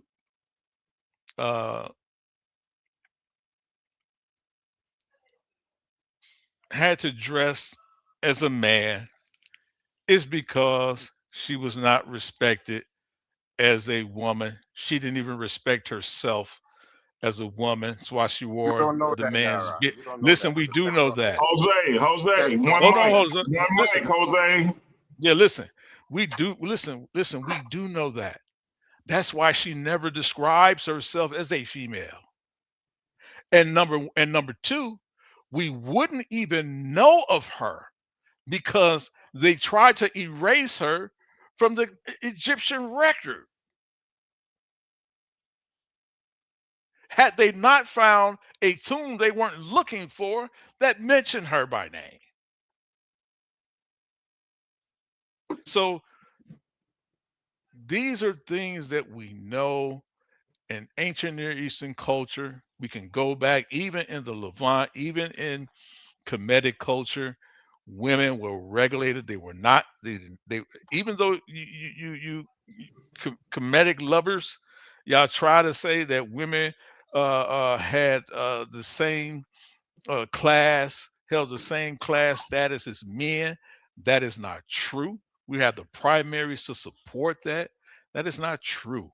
Um, and so, but talking about things in ancient Eastern culture, just going back that far in antiquity, women did not have the same rights as men. They were not valued as men.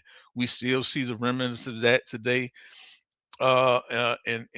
in a lot of ancient Near Eastern cultures, even in a lot of Arabic cultures. We still see that, right? I mean, we still have that argument today in the United States. She It's had still the an most. argument. She had the Yeah, most protection in her father's home. yeah, absolutely. I mean, and that's and it's nothing. Listen, it doesn't have to be an indictment against the Bible and the scripture because it's reflecting the truth of what the culture was. But somehow, because it's in the Bible, you guys simply attempt to dismiss it when it's reflective of what all of the cultures say in various texts. I don't know why we have to do that. So Yeah, I it's all Near Eastern.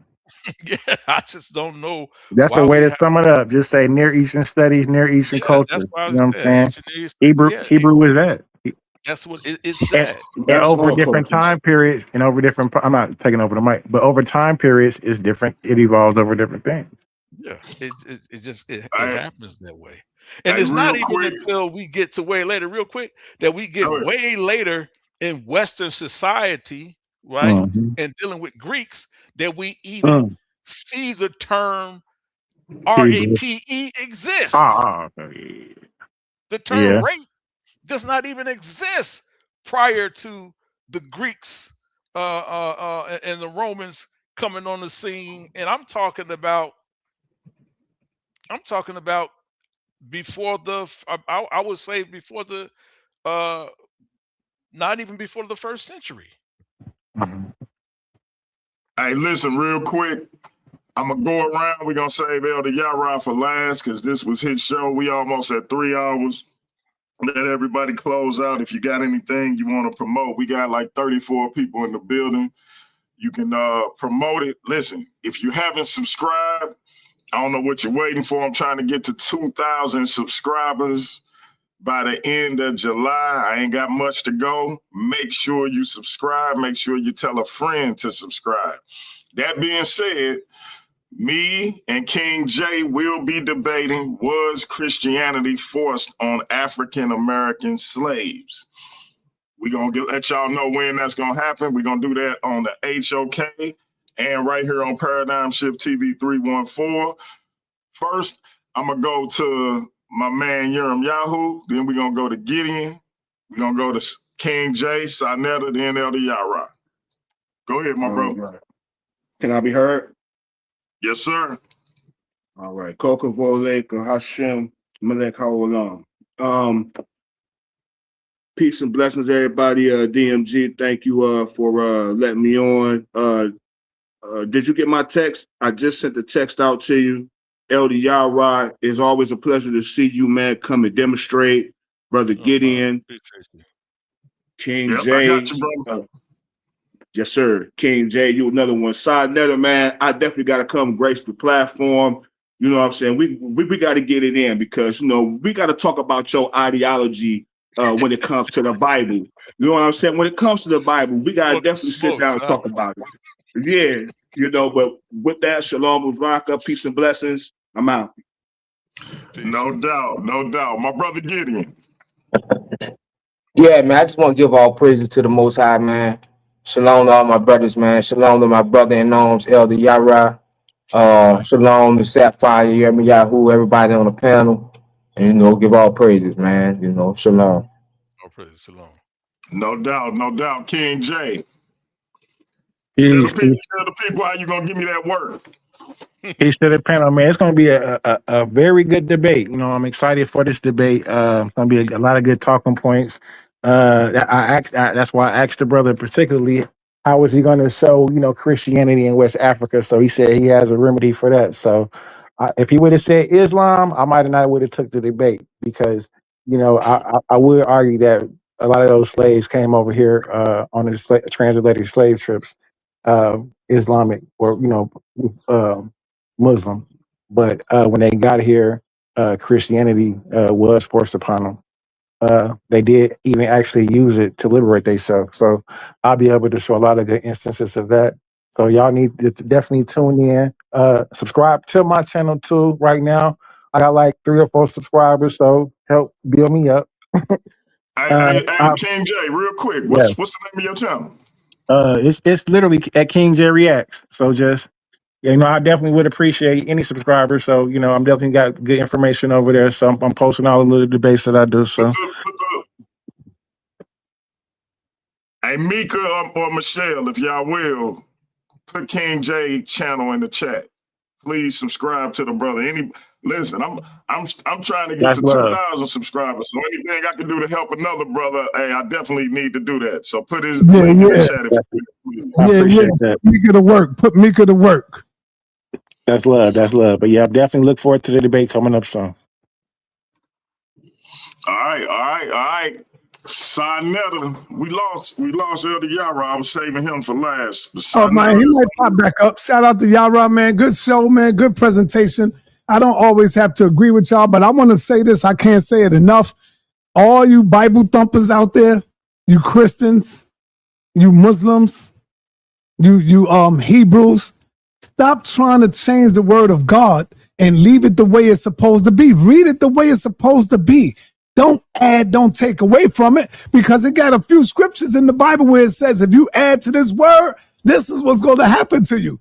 And so we got to understand that I know it's hard, right? But once you understand that your God is a killer, God is a killer. God killed way more people than the devil in the Bible. When you look at it, when you put it together, God is the one that was the mass killer in the Bible, not the devil. That's a fact. All you gotta do is look at it, and you can ask ChatGPT, how many people did God kill? How many people did Satan kill? About 6 compared to millions. You know what I'm saying? So what I'm saying is, stop thinking that you always need to defend God. God don't need you to defend him. He is wicked, he is evil, and he is good too. He do what he want to do. Shout out to my brother Yara, man. Yara, I see this where you've been hiding that lately, brother. I'm gonna come get you. I'm gonna come get you, brother. I ain't been over here in months, man. Now I know where you've been hiding that, brother. I got you. I ain't been over here in months, man. Yeah. All right. Peace, DMG. Great show. Keep doing what you do, and make sure you keep Mika working. Put her to work, man. Keep that. Working, man. Hey, Mika, one of the best moderators in the business, man. All right, go ahead, brother. Salute, my brother. Go ahead, Elder Yara. You got the last word. Hey, no doubt. Again, shout out to you, DMG, man. I appreciate you, man, for you and your platform, man, making it available to me as always. Man, y'all support this channel. I got to send DMG some money just to support, not because he charged me to come on, but just to support, man. Shout out, support HOK. Shout out, support Sonetta as well. Support these platforms, man, places and spaces where we have to really to voice and express our views and opinions are becoming far and few in between. So it behooves us to support the platforms that take the time out of their day to give us a place to be expressive in our own way. So it's important that we support these platforms. So shout out to both of those brothers. Shout out to Yahoo. Shout out to Gideon Israel. Shout out to all the brothers that was on the panel, and to Ben Eaton. On my closeout, you talk too much. Oh man. So, anytime, man, you want to see me on this clock, I ain't never hard to find, bro. You talk too much, Ben Eaton. I'm gonna make you famous, because right now nobody knows you.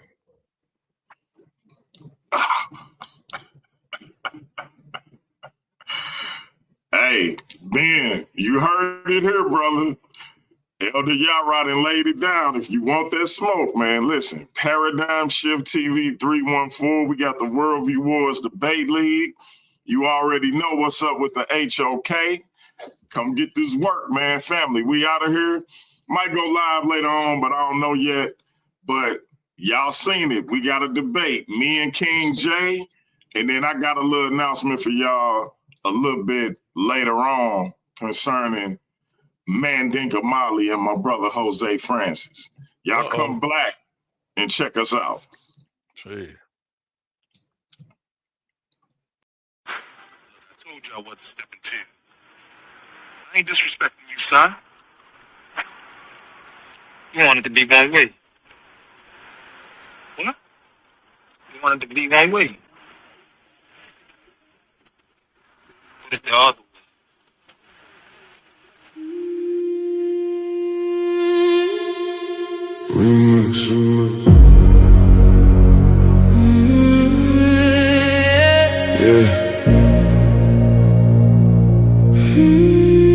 Funny how everybody loved debate till the judges say they lost. Funny how everybody claim they want smoke till the scorecards come across. My name is my name. Everybody gangster when the verdict go their way. Taking victory laps, posting on social media all day. But let them catch an L, now the judges all corrupt. Now the rules wasn't fair, now the platform messed up. When you won, it was justice. When you lost, it was rigged. When the spotlight was on you, man, you danced a little jig. Funny how the narrative changes overnight. You a scholar on Monday, by Tuesday ready to fight. Y'all don't want accountability, you want applause. Want championship treatment without championship flaws. See, debate ain't about feelings, it's about evidence, argument, and skill. Sometimes you climb the mountain, sometimes you fall down the hill. You want it to be one way, but it's the other way. but it's the other way. When you win, it's all love. When you lose, it's another day. You want it to be one way, but it's the other way. the same judges you praised last month ain't fair today. You want it to be one way, but it's the other way. the facts don't bend for feelings, no matter what you say. My name, Yeah, my name. the hate got me laughing. It really tell the story. If the platform wasn't working, why they obsessed with my glory? Every week somebody got an opinion to proclaim, but they still tuning faithfully. That's free promotion of the name. Paradigm shift, TV 314 still standing, while critics in the comments keep demanding and demanding. See the infamous perspective, giving viewpoints room to breathe. The black church files digging deeper than was seen. The Kim and takeover, bringing culture to the floor. The GT perspective, asking questions they ignore. Here you get many choices. Ladies' night, giving divas voices. Different minds, different paths, different truth.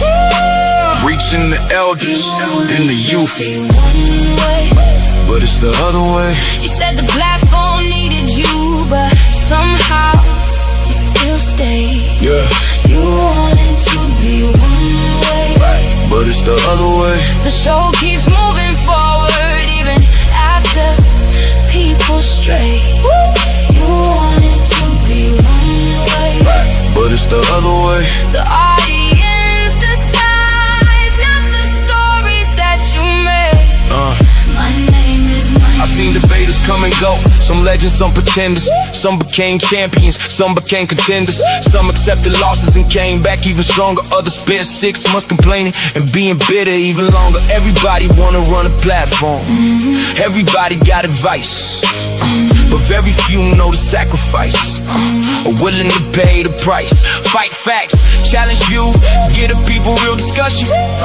Not excuses when you lose, so whether they applaud or whether they complain, one thing remains forever. My name is my name.